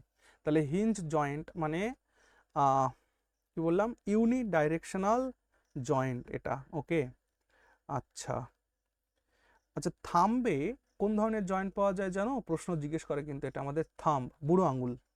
এই বুড়ো আঙুলে যে জয়েন্ট থাকে, এই জয়েন্টটা না, প্যাডেল জয়েন্ট। হ্যাঁ সাইনোভিয়াল জয়েন্টটি, সাইনোভিয়াল জয়েন্টের পার্ট, কিন্তু এই জয়েন্টটাকে একটা নাম আছে, এটাকে বলা হয় সিএমসি। কি বলা হয় বলো দেখি? সিএমসি মানে হচ্ছে কার্প কার্পো মেটাকার্পাল জয়েন্ট। কি বলা হয়? কার্পো মেটাকার্পাল জয়েন্ট। আর এই জন্য এটাকে বলা হয় CMC joint. Carpo, C for carpo, M for meta meta, আর C for carpal, CMC joint বা কার্পো মেটাকার্পেল জয়েন্ট থাম্বে থাকে। এটা এক ধরনের কেমন জয়েন্টের উদাহরণ বলো দেখি? এটা হচ্ছে স্যাডেল জয়েন্টের উদাহরণ। কিসের উদাহরণ? Saddle joint. তাহলে থাম্বে আমরা কোন ধরনের জয়েন্ট দেখতে পাই? না, স্যাডেল জয়েন্ট আমরা দেখতে পাই। Okay, very good. চলো নেক্সট এটা বলো। হুইচ 22টা। হ্যাঁ, how many bones are present in human skull? Human স্কালে মানুষের যেটাকে খুপড়ি বলি আমরা, বাংলাতে কি বলে যেন? খুলি বলে স্যার, খুলি। খুলি। হ্যাঁ, মানুষের মাথার খুলি, 40। সেখানে কতগুলো হাড় থাকে? একদম ঠিক, option D is the right answer, that is 22। 22টি হাড় থাকে, ঠিক আছে না? আর যদি আমি বলি আমাদের পুরো মাথাতে কতগুলো হাড় থাকে, টোটাল হেড? 29। হ্যাঁ, ভেরি গুড। এখানে থাকে হচ্ছে 29 বোনস। 29 বোনস কি কি দিয়ে তৈরি হলো? এই যে আমাদের স্কাল, স্কাল, তো স্কাল হচ্ছে 29 পিস। এর সাথে থাকবে হচ্ছে ইয়ার বোনস থাকবে, ইয়ার বোনসের সংখ্যা কটি? এক একটা কানে 3টি করে, মানে 6টি। 22 হবে। হ্যাঁ, 22, হ্যাঁ সরি 22। আর হচ্ছে তোমার আর থাকছে কি বলো দেখি, আরেকটা থাকছে, দ্যাট ইজ হায়োইড বোন। হায়োইড বোন, এই হায়োইড বোনের সংখ্যা কত? একটা। এটা হচ্ছে একটা। তাহলে এই হলো 22 আর 6 28 আর 1 29। টোটাল হেডকে কাউন্ট করলে আমরা 29টি হাড় পেয়ে যাব। চলো, which of the following is generally called a sprain? খুব ভালো প্রশ্ন। স্প্রেন কাকে বলে? খুব সুন্দর। এটা কিন্তু অবশ্যই মেডিকেল টার্ম, স্প্রেন। ঠিক, স্প্রেনের বাংলা জানলে তোমরা উত্তর দিয়ে দিতে পারবে। স্প্রেনের বাংলা হচ্ছে মোচকা লাগা। মোচকা লাগে না, বা মচকা লাগা বলি আমরা, মচকানো, মচকা লাগা বা মোচকা লাগা যাই বলি না কেন। তো এটা কখন হয়? এই যে এটাতে হয় টিয়ারিং অফ Critical. লিগামেন্টস বা পুলিং অফ। টিয়ারিং অফ লিগামেন্টসও বলতে পারো, অথবা এখানে এটাও অপশনে থাকতে পারে, পুলিং অফ লিগামেন্টস। লিগামেন্টসের টান লাগলে বা লিগামেন্টস ছিঁড়ে গেলে যে ব্যথাটা হয় সেটাকে আমরা বলি স্প্রেন। ওকে, তাহলে পুলিং অফ লিগামেন্টস বা টিয়ারিং অফ লিগামেন্টস, ঠিক আছে, এটাকে বলা হয় স্প্রেন। খুব সুন্দর। আচ্ছা, এখানে দেখতে পাচ্ছ গ্রিন স্টিক ফ্র্যাকচার বলে একটা কথা লেখা আছে। না, what is the meaning of green stick fracture? Green stick fracture মানে কি বুঝি আমরা? দেখো, গ্রিন স্টিক ফ্র্যাকচার মানে সূক্ষ্ম ফাটা, সূক্ষ্ম ফাটল, অর্থাৎ মানে কোথাও ফেটে, আমাদের হাড় ফেটে এদিক ওদিক হয়ে যায়নি, মানে সেপারেট হয়ে যায়নি। যখন আমাদের হাড় ভেঙে সেপারেট হয়ে যায়নি বা টুকরো টুকরো যখন হয়ে যায়নি, জাস্ট একটা ক্র্যাক দেখা যাচ্ছে, সেই ক্র্যাক ফাটলটাকে বা ক্র্যাক ফ্র্যাকচারটাকে বলা হয় গ্রিন স্টিক ফ্র্যাকচার। এটা মাথায় রাখবো। ওকে, এবং মনে রাখবা যে গ্রিন স্টিক ফ্র্যাকচার আমরা দেখতে পাই বাচ্চাদের ক্ষেত্রে, শিশুদের ক্ষেত্রে, যাদের বয়স 10 বা 10-এর থেকে কম, 10 বা 10-এর থেকে কম যাদের বয়স, তাদের শরীরে এই গ্রিন স্টিক ফ্র্যাকচার লক্ষ্য করা যায়। আরেকটা দেখো, মাসেল টেয়ার। এই মাসেল টিয়ারের একটা নাম আছে, বলতে পারো কি বলে? মাসেল টিয়ারকে কি বলে?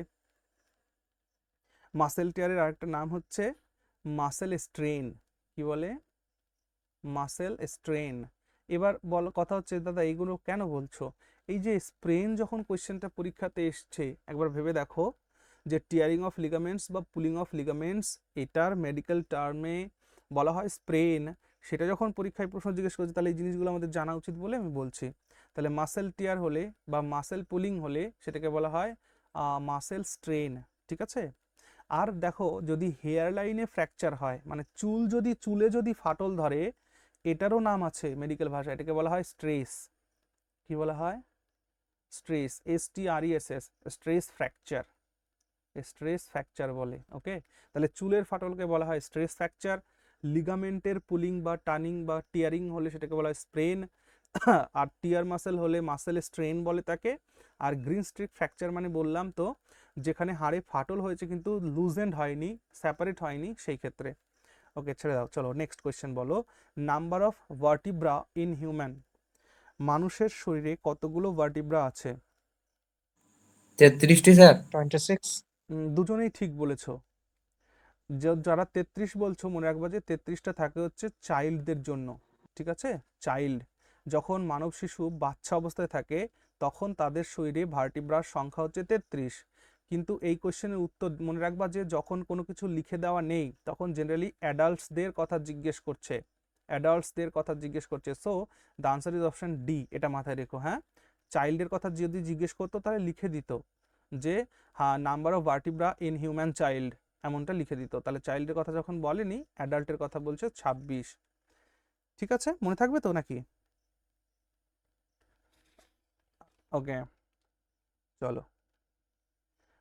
All the following R components of appendicular skeleton except, বলছে নিম্নে অপশানে যেগুলো দেওয়া হয়েছে তাদের Clavicle. মধ্যে একটা বাদ দিয়ে বাকি সব অ্যাপেন্ডিকুলার, তো সেটা বলতে হবে আমাদের কোনটা। আমরা একটু আগে Clavicle. পড়ে আসলাম, হ্যাঁ very good, that is clavicle. Very good. তো ক্লাভিকলটা হচ্ছে all the following R components of appendicular skull, that is clavicle. তাহলে ক্লাভিকলটা কিসের পার্ট ছিল? এটা ছিল অ্যাক্সিয়াল, Axial. হ্যাঁ এটা ছিল অ্যাক্সিয়াল বোন এর পার্ট, অ্যাক্সিয়াল বোনের পার্ট ছিল। বাকি ফিমার, পেলভিক বোন, ভার্টিব্রা এগুলো সব কিসের পার্ট না, এগুলো হচ্ছে তোমার অ্যাপেন্ডিকুলার স্কেলিটনের পার্ট। ওকে, আচ্ছা, নাও do the next question.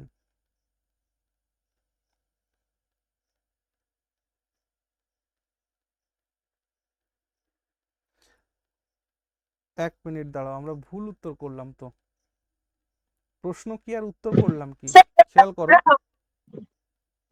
তাই না? প্রশ্নটা কি হলো আর উত্তরটা কি হলো?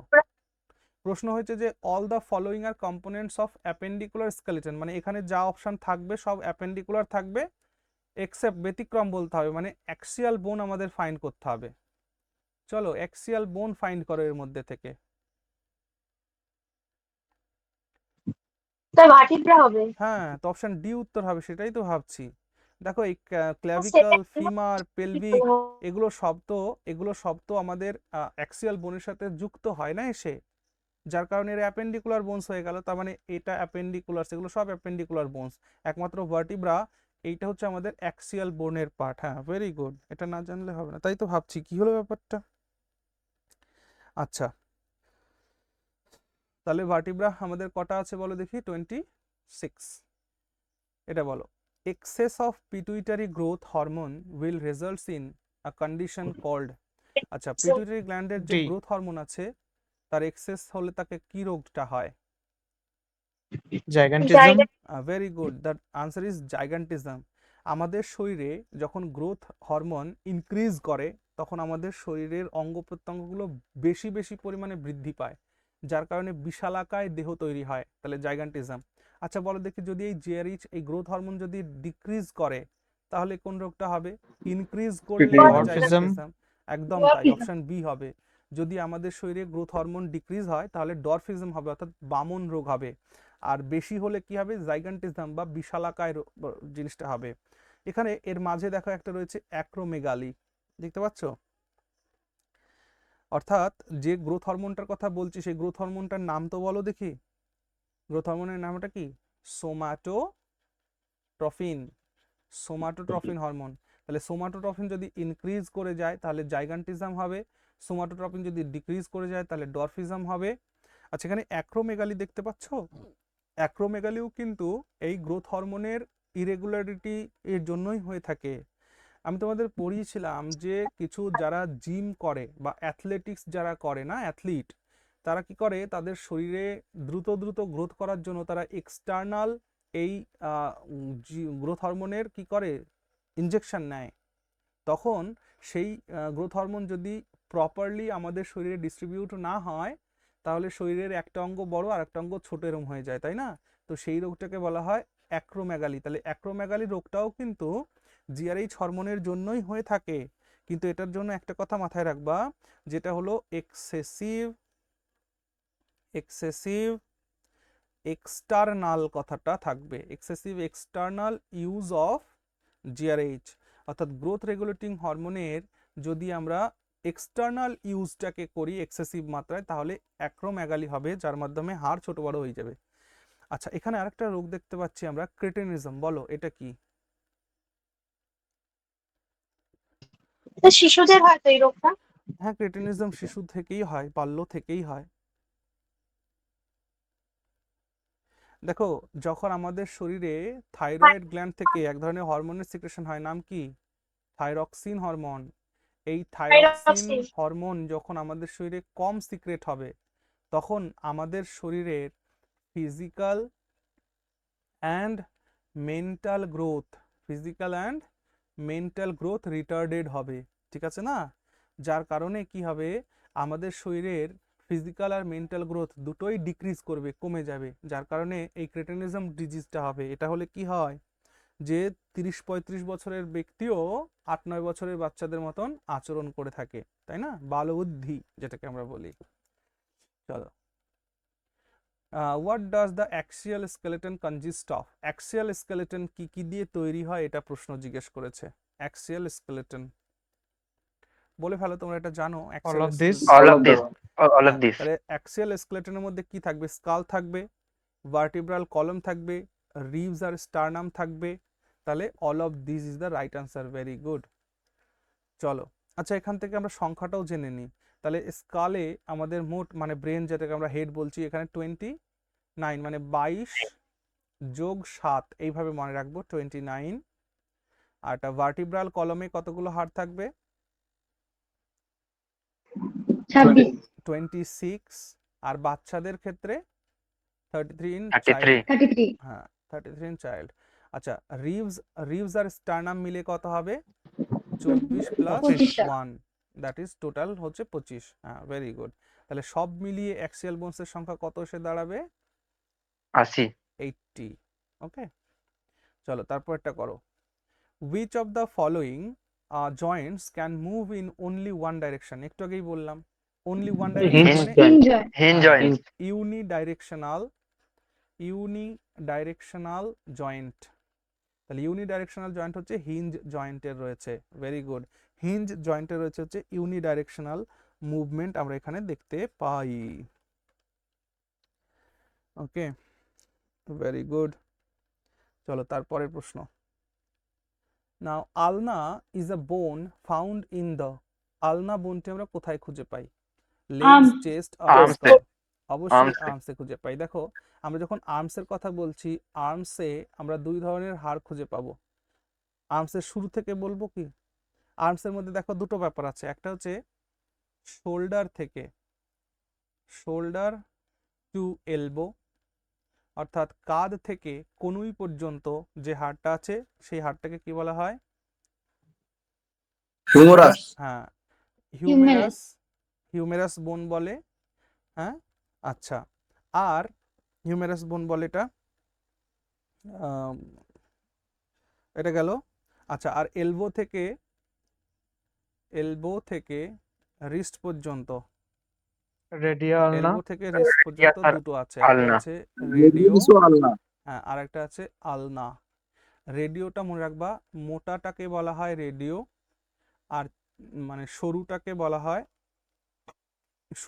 বলা হয় আলনা। মনে থাকবে? আমাদের হাতের মধ্যে একটু ধরে দেখো তোমরা। স্যার হ্যাঁ বলো। স্যার হ্যাঁ বলো। বলছি স্যার, ওটা রেডিও বলে না রেডিয়াস? একই কথা, রেডিও রেডিয়াস। ওকে, তাহলে রেডিও বা রেডিয়াস, ঠিক আছে, একই কথা। রেডিও আলনা, তো মোটা যেটা সেটাকে বলে রেডিয়াস বা রেডিও, আর যেটা সরু সেটাকে বলা হয় আলনা। আর পায়ের ক্ষেত্রেও আছে, পায়ের ক্ষেত্রেও জেনে নিই, লেগসের ক্ষেত্রে।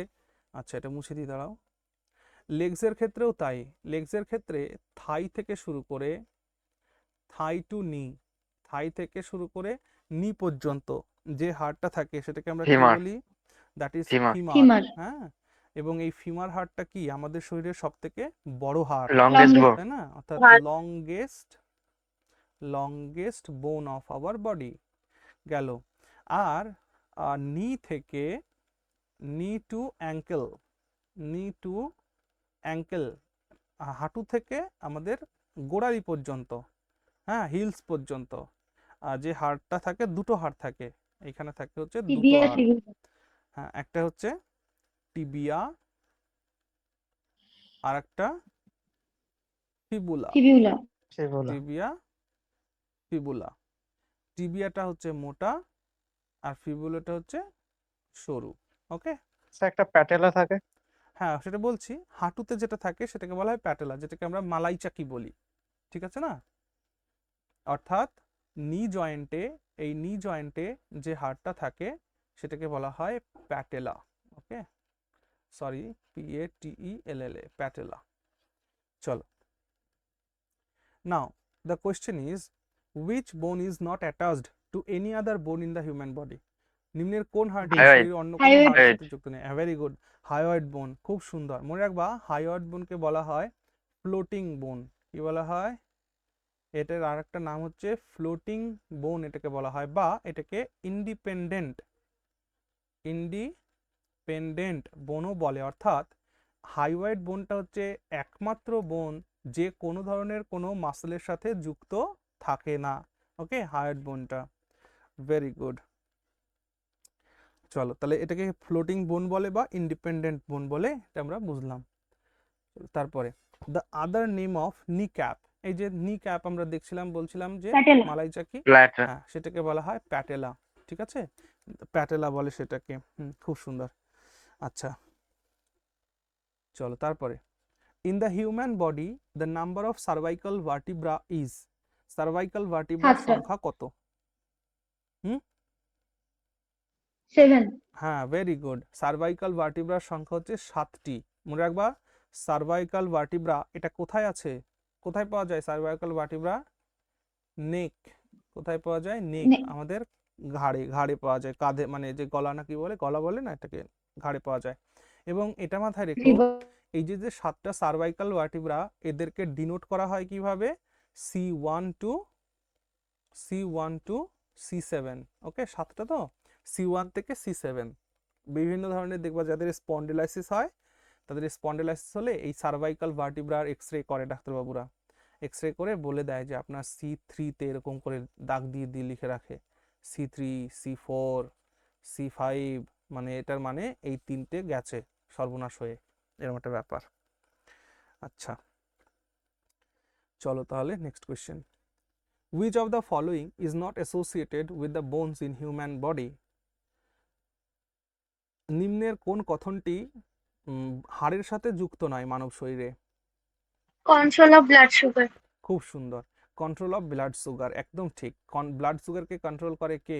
ইনসুলিন হরমোন এটাকে কন্ট্রোল করে।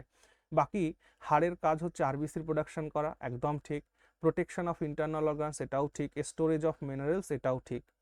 আচ্ছা, এটা বলো, the total number of ear bone is, ear bones 6. Total কত আছে? 6.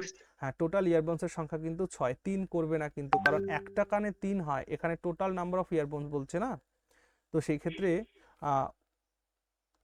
1 মিনিট দাঁড়াও, ইয়ারবোন এখানে তো ইয়ার্স বলেনি, তো কোয়েশ্চেন বুঝতে হবে আগে। টোটাল নাম্বার অফ ইয়ারবোন, কানের হাড়ের সংখ্যা কত? দ্যাট ইজ 3, ঠিক আছে। বোথ ইয়ার্স বা এরকম কিছু কি বলেছে?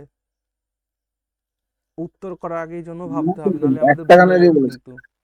হ্যাঁ, এখানে তো টোটাল ইয়ার বা দুটো ইয়ার বা বোথ ইয়ার এরকমটা বলেনি, তো জিজ্ঞেস করছে টোটাল নাম্বার অফ ইয়ারবোন, ইয়ারের মধ্যে কতগুলো হাড় আছে? দ্যাট ইজ 3, 3টি হাড় কি কি? ইনকাস, তারপর ইন্টারস্টেটিস আর মনিটর। সিরিয়াস অনুযায়ী বলো, সিরিয়াস বলছি, সিরিয়াল অনুযায়ী বলো, হ্যাঁ সিরিয়াল অনুযায়ী বলো। ইনকাস ও স্টেটিস। ইনকাস, তারপর হচ্ছে মেলিয়াস, তারপর আছে স্ট্যাপিস, ভেরি গুড। এবং মনে রাখবা, আমাদের কানের কটা পার্ট বলো দেখি?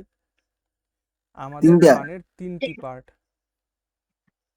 এই যে এটা হচ্ছে আউটার, মিডল আর এটা হচ্ছে ইনার। তো মনে রাখবা এই যে যে তিনটি হাড়, এই তিনটি হাড় কিন্তু এই মিডিল ইয়ারে পাওয়া যায়। ইনার ইনার ইয়ার এবং আউটার ইয়ারে কিন্তু কোনো প্রকার হাড় থাকে না, এটা মাথায় রেখো। ইনার ইনার ইয়ার এবং আউটার ইয়ারে কোনো প্রকার হাড় থাকে না। এই যে তিনটি হাড় যেটা দেখতে পাচ্ছ, এই তিনটি হাড়ই মিডিল ইয়ারে পাওয়া যায়, মধ্যকর্ণে পাওয়া যায়। হ্যাঁ, এবং মনে রাখবা স্টেপিসটা হচ্ছে সব থেকে ছোট, স্মলেস্ট বোন, এবং স্মলেস্ট বোন হওয়ার সাথে সাথে সফটেস্ট বোনও, অর্থাৎ সব থেকে নরম, সফটেস্ট বোন। তাহলে সফটেস্ট। আর বলো দেখি হার্ডেস্ট বোন, hardest. Mandible. Mandible. Very good, very good. Hardest মানে আমি এনামেল জানতে, মানে আমি আশা করছিলাম তোমাদের মধ্যে হয়তো কেউ এনামেল বলেও দিতে পারো। মাথায় রেখো হাড়ের কথা জিজ্ঞেস করেছি। সব থেকে শক্ত হাড় দ্যাট ইজ ম্যান্ডিবল, আর সব থেকে নরম হাড় দ্যাট ইজ স্টেপিস। মাথায় রাখবে। হ্যাঁ, এই ম্যান্ডিবল কোথায় পাওয়া যায়? জতে পাওয়া যায়। জট। হ্যাঁ, জতে পাওয়া যায়, আমাদের চোয়ালে পাওয়া যায়। আচ্ছা, কানের সঙ্গে আর একটা কথা মাথায় রাখবা, মানে এই হচ্ছে আমাদের ইয়ার, তো আর এই হচ্ছে আমাদের ব্রেন। তো এয়ার থেকে ব্রেনে এই খবরাখবর নিয়ে যায় যে নার্ভ, সেই নার্ভটাকে কি বলে? সেই Nerves. নার্ভটাকে বলা হয় অ্যাকস্টিক নার্ভ। অ্যাকস্টিক নার্ভ বলে। হ্যাঁ, অ্যাকস্টিক নার্ভ, রিমেম্বার ইট। তাহলে দুটো কান মিলিয়ে হয়তো 6টা কান হয়, কিন্তু এখানে একটা কানের কথা জিজ্ঞেস করেছে, so 3। Incus, malleus, stapes. Very good. আচ্ছা, আর কি বলবো ভাই এখানে? আর কিছু বলার নেই, চলো next. Deficiency of estrogen hormone can cause. Estrogen হরমোনের কম হলে কি হয়? Osteoarthritis, osteoporosis. Rheumatoid arthritis, osteoporosis. Gout, নাকি অস্টিওপরোসিস? হ্যাঁ, অস্টিওপরোসিস। সাবাস, সুন্দর। অস্টিওপরোসিস হয়। মনে রাখবা যে এই অস্টিওপরোসিস রোগটা দুটোর মধ্যেই হয়, মানে মেলদের মধ্যেও হয়ে থাকে আর ফিমেলদের মধ্যেও হয়ে থাকে। তো মেলদের তুলনায় ফিমেলদের শরীরে অস্টিওপরোসিস বেশি হয়, কারণ মেয়েদের একটা পর্যায়ে এসে এস্ট্রোজেন হরমোনের প্রোডাকশন কমে যায়, ঠিক আছে, এবং একটা সময় গিয়ে স্টপ হয়ে যায়। এস্ট্রোজেন হরমোনের প্রোডাকশন কে করে বলো দেখি? ওভারি করে না, ওভারি করে। যার কারণে মেয়েদের শরীরে যখন মেনোপজ হয়, অর্থাৎ যখন তাদের পিরিয়ডিক সাইকেলটা যখন বন্ধ হয়ে যায়, তখন ধীরে ধীরে ধীরে ধীরে এই তাদের শরীরে এস্ট্রোজেন হরমোনের সিক্রেশনটা কমতে থাকে। আর এস্ট্রোজেন হরমোন যেহেতু আমাদের বোন এর ফরমেশনে হেল্প করে, সেই কারণে এই হরমোন যখন কমতে থাকে তখন আমাদের বোনের যে ডেনসিটি সেটা কমতে থাকে, তাই না? বোন ডেনসিটি কমতে থাকে, যার কারণে হাড় ক্ষয়ের মতন রোগ হয়, আর যেটাকে বলা হয় অস্টিওপরোসিস। আর এই অস্টিওপরোসিস ছেলেদের শরীরে হয় কোন হরমোনের কারণে? টেস্টোস্টেরন। টেস্টোস্টেরন। টেস্টোস্টেরন হরমোনটা যদি ছেলেদের শরীরে কমে তাহলে এই রোগটা হবে, আর মেয়েদের শরীরে এস্ট্রোজেন হরমোন এর কম হলে এটা হবে। ছেলেদের টেস্টোস্টেরন কোথায় তৈরি হয়? না, টেস্টিসে তৈরি হয়, যেটাকে আমরা বৃষণ বলি, বৃষণ বা অন্ডকোষ বলি, ঠিক না? আচ্ছা, এখান থেকে আরেকটা প্রশ্ন জিজ্ঞেস করে যে অস্টিওপোরোসিস এই রোগটাকে ডায়াগনোজ করার জন্য এক ধরনের মেডিকেল টেস্ট করা হয়, সেই টেস্টটাকে কি বলে বলো দেখি? বিএমডি। হ্যাঁ, ভেরি গুড, বিএমডি টেস্ট, মানে বোন ম্যারো বোন মিনারেল ডেন্সিটি, আমি ভুল ডেনসিটি। বলেছিলাম, বোন মিনারেল ডেন্সিটি টেস্ট। বোন মিনারেল ডেন্সিটি টেস্ট মানে বিএমডি টেস্ট, এটা অস্টিওপোরোসিস রোগটাকে ডায়াগনোস করার জন্য হয়। ওকে, আচ্ছা, এখান থেকে যে বাকি রোগগুলো আছে ওগুলোকেও আমরা একটু দেখে নিই, কারণ ওগুলো পরীক্ষায় জিজ্ঞেস করে, ঠিক আছে না? চলো, এখানে দেখতে পাচ্ছ অস্টিও আর্থারাইটিস। এই অস্টিও আর্থারাইটিস রোগটা কেন হয়? কেন হয়? দেখো, আমাদের শরীরে যে কার্টিলেজগুলো রয়েছে না, সেই কার্টিলেজগুলো যখন ডিজেনারেট হয় তখন সেটাকে এক ধরনের হাড় ক্ষয় রোগ বলে। তো সেটাও হয় এটা, তাহলে এটা হয় হচ্ছে due to degeneration of cartilage. Cartilage যখন ক্ষয় হয় বা কার্টিলেজ যখন ডিজেনারেট হতে থাকে তখন অস্টিও আর্থারাইটিস রোগটা হয়। আর রিউমেটয়েড, একটা কথা মাথায় রাখবা যে অস্টিও আর্থারাইটিস এর কোনো ট্রিটমেন্ট নেই, ওকে, কার্টিলেজ যদি একবার ক্ষয় হয়ে যায় সেটাকে নতুন করে তৈরি করা ইম্পসিবল, মানে নেক্সট টু ইম্পসিবল। হয়ই না এমনটা বলছি না, বাট নেক্সট টু ইম্পসিবল কাজ, ঠিক আছে? তাহলে অস্টিও আর্থারাইটিস এটা মানে রিকভারেবল নয়, বাট রিউমেটয়েড আর্থারাইটিস এটা রিকভারেবল। কেন? কারণ রিউমেটয়েড আর্থারাইটিসটা কেন হয়, আমাদের যে বোন জয়েন্ট আছে, বোন জয়েন্ট এরকম পড়িয়েছিলাম না, এই যে এরকম করে, এটা এর ভেতরে কি থাকে, সাইনোভিয়াল সাইনোভিয়াল থাকে। ফ্লুইড। হ্যাঁ, তো এই সাইনোভিয়াল ফ্লুইড যখন, তাহলে আর রিউমেটয়েড আর্থারাইটিস কখন হয়, যখন আমাদের সাইনোভিয়াল ফ্লুইড, যখন এই সাইনোভিয়াল ফ্লুইড কমে যায় না, তখন এই রিউমেটয়েড আর্থারাইটিস হয়। বাংলায় এটাকে বলা হয় বাত রোগ। কি বলা হয়? বাত রোগ। ওকে, বাত হয় বলেন, আমার বাত হয়েছে, দেখবা ঠাকুমা দিদিমারা বলে এখনো, বাত হয়েছে, বাতের ব্যথা। তো রিউমেটয়েড আর্থারাইটিস মানে সাইনোভিয়াল ফ্লুইড কম হয়, আর এই সাইনোভিয়াল ফ্লুইড যখন মেডিকেশন দেওয়া হয় তখন এটা ইনক্রিজ হয় এবং এটা ট্রিটমেন্ট করা যায়। আচ্ছা, তারপরে দেখো গাউট। গাউট কখন হয়? যখন আমাদের বোন জয়েন্টগুলোতে ইউরিক অ্যাসিড, কিসের মাত্রা, ইউরিক অ্যাসিডের মাত্রা বৃদ্ধি পায়, অর্থাৎ ইউরিক অ্যাসিডের কনডেনসেশন যখন আমাদের জয়েন্টসগুলোতে হয় তখন সেটাকে বলা হয় গাউট। ওকে, আচ্ছা চলো next. The total number of bones in each limb of a man is, তার মানে মানুষের প্রত্যেকটা অঙ্গে, দেখো হাতেও যে কটা বোন থাকে, পায়েও সে কটা বোন থাকে, ঠিক আছে? এবার বলো দেখি। 30। জিজ্ঞেস করেছে, একদম ঠিক, সঠিক উত্তর, দ্যাট ইজ 30, ঠিক আছে? তাহলে ইচ লিম্বে, মানুষের ইচ লিম্বে 30 করে বোন থাকে, ডান হাতে 30, বা হাতে 30, ডান পায়ে 30, বা পায়ে 30। ওকে, ফোর লিম্বে, হিন্ড লিম্ব, ফোর লিম্ব মানে কাকে বলে, হাত বলে, হিন্ড লিম্ব মানে পা, মাথায় রাখবো আমরা। ওকে, আচ্ছা এখানে দেখতে পাচ্ছ 14, এই 14টা কি, এটা হচ্ছে টোটাল ফেসিয়াল বোন। আমাদের মুখে, আমাদের ফেস জুড়ে এই বোনগুলো থাকে, টোটাল ফেস, অর্থাৎ ফেসিয়াল বোনসের সংখ্যা কত না, ফেসিয়াল বোনসের সংখ্যা হচ্ছে মানে 14টি। আর এখানে 24 দেখতে পাচ্ছি, 24টা হচ্ছে আমাদের রিবসের সংখ্যা, আমাদের পাঁজরের সংখ্যা। ওকে, চলো next. How many pairs of ribs in human body, তোমরা কেবলই পড়ে আসলাম, দ্যাট ইজ 24। 12 পেয়ার। এবার এখানে চলে আসো। ও স্যার দেখো 12 কি পেয়ার্স। অবস্থা, দেখো আমি কি উত্তর করলাম, মানে এখানে জিজ্ঞেস করেছে পেয়ার্স, তাই না? How many pairs, so 12 pairs নাকি 24 পেয়ার্স। আচ্ছা, finger bones are also known as, ফিঙ্গারের যে হাড় সেগুলোকে কি বলে? ফ্যালাঞ্জেস। ফ্যালাঞ্জেস। হ্যাঁ, ফ্যালেঞ্জেস বলে, ভেরি গুড, ফিঙ্গারের বোনগুলোকে ফ্যালেঞ্জেস বলে। তাহলে গার্ডেলস সম্পর্কে আমরা জানলাম কি, গার্ডেলস মানে, গার্ডেলস হচ্ছে দুই প্রকারের গার্ডেলস বললাম, একটা হচ্ছে পেক্টোরাল গার্ডেলস আর একটা হচ্ছে পেলভিক গার্ডেলস, ঠিক আছে? পেক্টোরাল গার্ডেলসে 3টে আছে, মানে কাঁধে 3টি জয়েন্ট পাওয়া যায় আর কোমরে 3টি জয়েন্ট পাওয়া যায়। সো গার্ডেলস হচ্ছে দুই প্রকার গার্ডেলস, কিন্তু টোটাল জয়েন্টস হবে 6টি। আচ্ছা, where is a fixed joint located, আচ্ছা ফিক্সড জয়েন্ট কোথায় আছে এটা আমাদের বলতে হবে, ফিক্সড জয়েন্ট কোথায় আছে? কাল। হ্যাঁ, ভেরি গুড, ফিক্সড জয়েন্ট আছে হচ্ছে স্কালে, ঠিক আছে? স্কালে আছে ফিক্সড জয়েন্ট। তারপরে বলো, the joint in which one part of a bone slides over another bone, যেখানে একটা বোন আরেকটা গ্লাইডিং বোনের জয়েন্ট। উপরে চলে আসে। আমাদের হাতটাকে ঘোরাও, দেখো আলনা রেডিয়াস উল্টে পাল্টে একটা একটার উপরে চলে যাচ্ছে, তাহলে এটা কোথায় হবে? গ্লাইডিং, গ্লাইডিং জয়েন্টস যেখানে আছে সেইখানে হবে, রেডিও আর আলনা যেখানে রয়েছে ওই জায়গাটায়, ঠিক আছে না?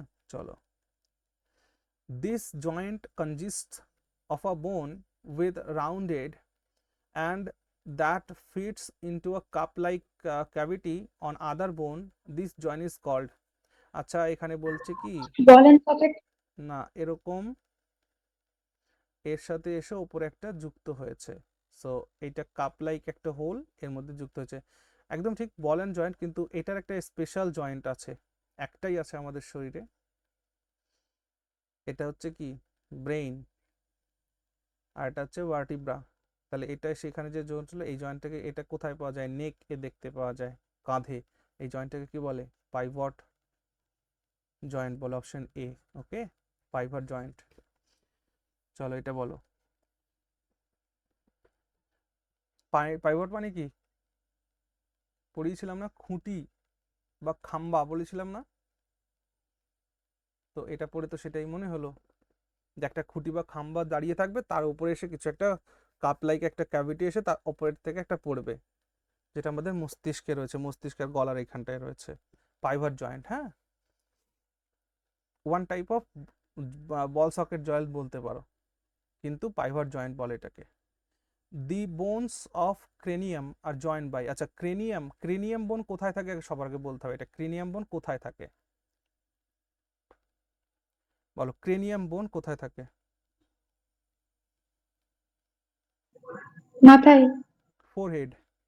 কোথায় থাকে? ফোরহেড মানে কপাল। আমাদের কপালে থাকে হচ্ছে ক্রেনিয়াম বোন, ঠিক আছে? ক্রেনিয়াম বোন মোট সংখ্যা কত? 8টি। ক্রেনিয়াম বোনের সংখ্যা কত? মোট 8খানা ক্রেনিয়াম বোন আছে।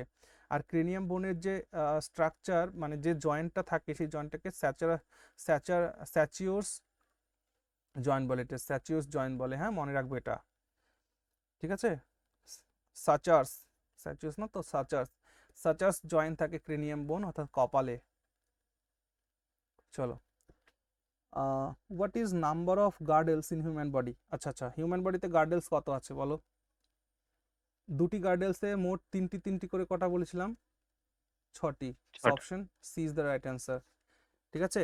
Girdles of human is 6, pelvic গার্ডেলসে 3টি, পেক্টোরাল গার্ডেলসে 3টি, টোটাল হচ্ছে 6টি, ঠিক আছে? আচ্ছা, তারপরে চলে এসো, 3টি 6টি তো এইভাবে না, পেক্টোরাল গার্ডেলসেই থাকে 4টি আর পেলভিকে থাকে 2টি, ঠিক আছে? আচ্ছা, একটু নোট নাও, গার্ডেলসের কথা যখন আমরা বলছি, তো গার্ডেলসের দুটো গার্ডেলস আমরা দেখি, একটা হচ্ছে পেক্টোরাল আর একটা হচ্ছে পেলভিক। তো পেলভিকের মধ্যে না দুটো জয়েন্ট আছে, আর পেক্টোরালের মধ্যে যেহেতু দুটো হাড় থাকে, পেক্টোরালের মধ্যে দুটো হাড় থাকে, একটা থাকে হচ্ছে স্ক্যাপুলা, এর সাথে যুক্ত হয় হচ্ছে ক্লাভিকল, এই স্ক্যাপুলাতে দুটো, ক্লাভিকালে দুটো, এই হচ্ছে টোটাল 6টি, মনে রাখবা। চলো, what is number of bones in phalanges? ফ্যালেঞ্জেসে মোট 28। কতগুলো হাড় থাকে এটা 28টি। প্রশ্ন। হ্যাঁ, একদমই ঠিক, দ্য রাইট আনসার ইজ 28। ফ্যালেঞ্জেসে থাকে হচ্ছে 28টি হাড় থাকে। হ্যাঁ, চলো নেক্সট, কলার বোন is also known as, collar বোন কাকে বলা হয়?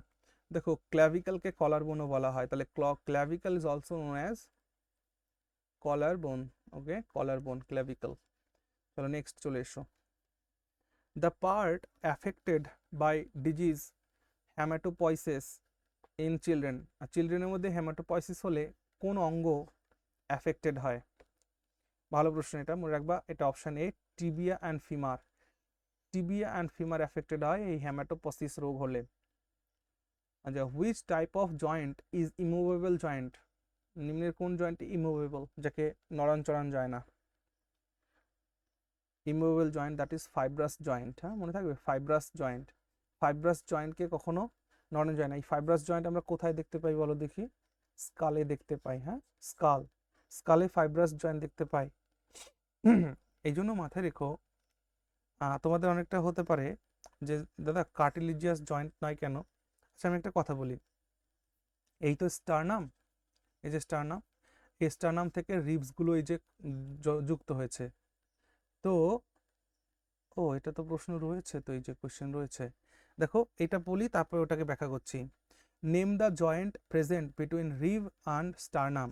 রিব আর স্টারনামের মধ্যে এইখানে যে জয়েন্টগুলো আছে, এই জয়েন্টগুলোকে কি বলবে? এই জয়েন্টগুলোকে কিন্তু তুমি ফাইব্রাস জয়েন্ট বলবে না, এটাকে কার্টিলেজিয়াস জয়েন্ট বলবে, ঠিক আছে? তাহলে রিবস আর স্টারনামের মধ্যে যে জয়েন্টগুলো আছে, সেই জয়েন্টগুলোকে বলা হয় কার্টিলেজিনাস জয়েন্ট বলা হয়। আর যেটা স্কালে যে জয়েন্ট রয়েছে সেটা ফাইব্রাস জয়েন্ট রয়েছে। ওকে, এই কারণে স্টারনাম, যদি দেখো যাদের হার্ট বাইপাস হয়, তাদের এই স্টারনামটাকে কাটা হয় মাঝ বরাবর স্টারনামটাকে কেটে ফাঁকা করে তারপর হার্টের অপারেশন করা হয়। পরে কি করা হয়, আবার এই স্টারনামটাকে একসাথে মিশিয়ে ওই তোমার আটকে দেওয়া হয়, এবং তারপর এটা ধীরে ধীরে হাড় তৈরি হয়, যদিও পুরোটা জোরে না, কারণ জোরে না এই কারণে, এটা যদি একটা বাচ্চার করা হতো তাহলে হয়তো জুড়ে যেত, কিন্তু যেহেতু এটা হার্ট বাইপাস হয়, যেহেতু একদম লেট এজে, মানে মৃত্যুর হয়তো 10 বছর বা 15 বছর আগে, সেই কারণে বুড়ো বয়সে হাড়টা জোড়ে না। বাকি তাহলে কি বললাম আমি এখানে, আর স্কালের হাড় যখন একবার ফাটে বা কাটে ওটা কিন্তু আর কখনো জোড়া সম্ভবই নয়। যেহেতু দেখবো যাদের ব্রেন টিউমার হয় বা ব্রেনের যাদের সার্জারি হয় তাদের সেই জায়গাটা হোল তো হোলই থেকে যায়, স্কালকে নতুন করে রিপ্লেস করা যায় না। মানে মাথার স্কাল মনে করে এটুকুন কেটে নিলাম, ওইটা আবার যখন রিপ্লেস করবো এটা কখনো হয় না। এই জন্য স্কালের জয়েন্টটা হচ্ছে ফাইব্রাস জয়েন্ট, আর স্টারনাম আর রিবসের মধ্যে জয়েন্টটা হচ্ছে কার্টিলেজিনাস জয়েন্ট। ওকে, মনে রাখবো এটা আমরা। আচ্ছা, আর কি আছে, চলো next last question of the day, that is what is mandible. তো ম্যান্ডিবল তো আমরা আগেই বলেছিলাম যে জবন। জবন, এটা একটা হাড়। সাবাস, ঠিক আছে। তাহলে আজকে আমরা এই স্কেলেটন সিস্টেমের থেকে যা ধরনের কোয়েশ্চেন্স এতদিন ধরে পরীক্ষায় এসছে, এগুলো সব কোয়েশ্চেন কিন্তু প্রিভিয়াস ইয়ার্স কোয়েশ্চেন্স, ঠিক আছে? এগুলো প্রিভিয়াস পরীক্ষাতে এসএসসিতে এসছে, আরআরবিতে এসছে, ঠিক আছে, এবং ডব্লিউবিপিএসসিতেও এসছে এখান থেকে কোয়েশ্চেন্স। তো সেইগুলোকেই আমরা তুলেছি এখানে, আর মিসলেনিয়াস করলাম। তো নেক্সট ডে এরকম করে চলতে থাকবে। আর তোমাদের আরেকটা বায়োলজি থিওরি ক্লাস বাকি আছে, এটা করে আমরা আগামী সপ্তাহতেই ফিজিক্স আর কেমিস্ট্রি স্টার্ট করব। কালকে কিন্তু ক্লাস হবে, কালকে হিস্ট্রি ক্লাস হবে, পরশুদিন পলিটির ক্লাস হবে। ওকে, সবাই খুব ভালো থেকো, গুড নাইট।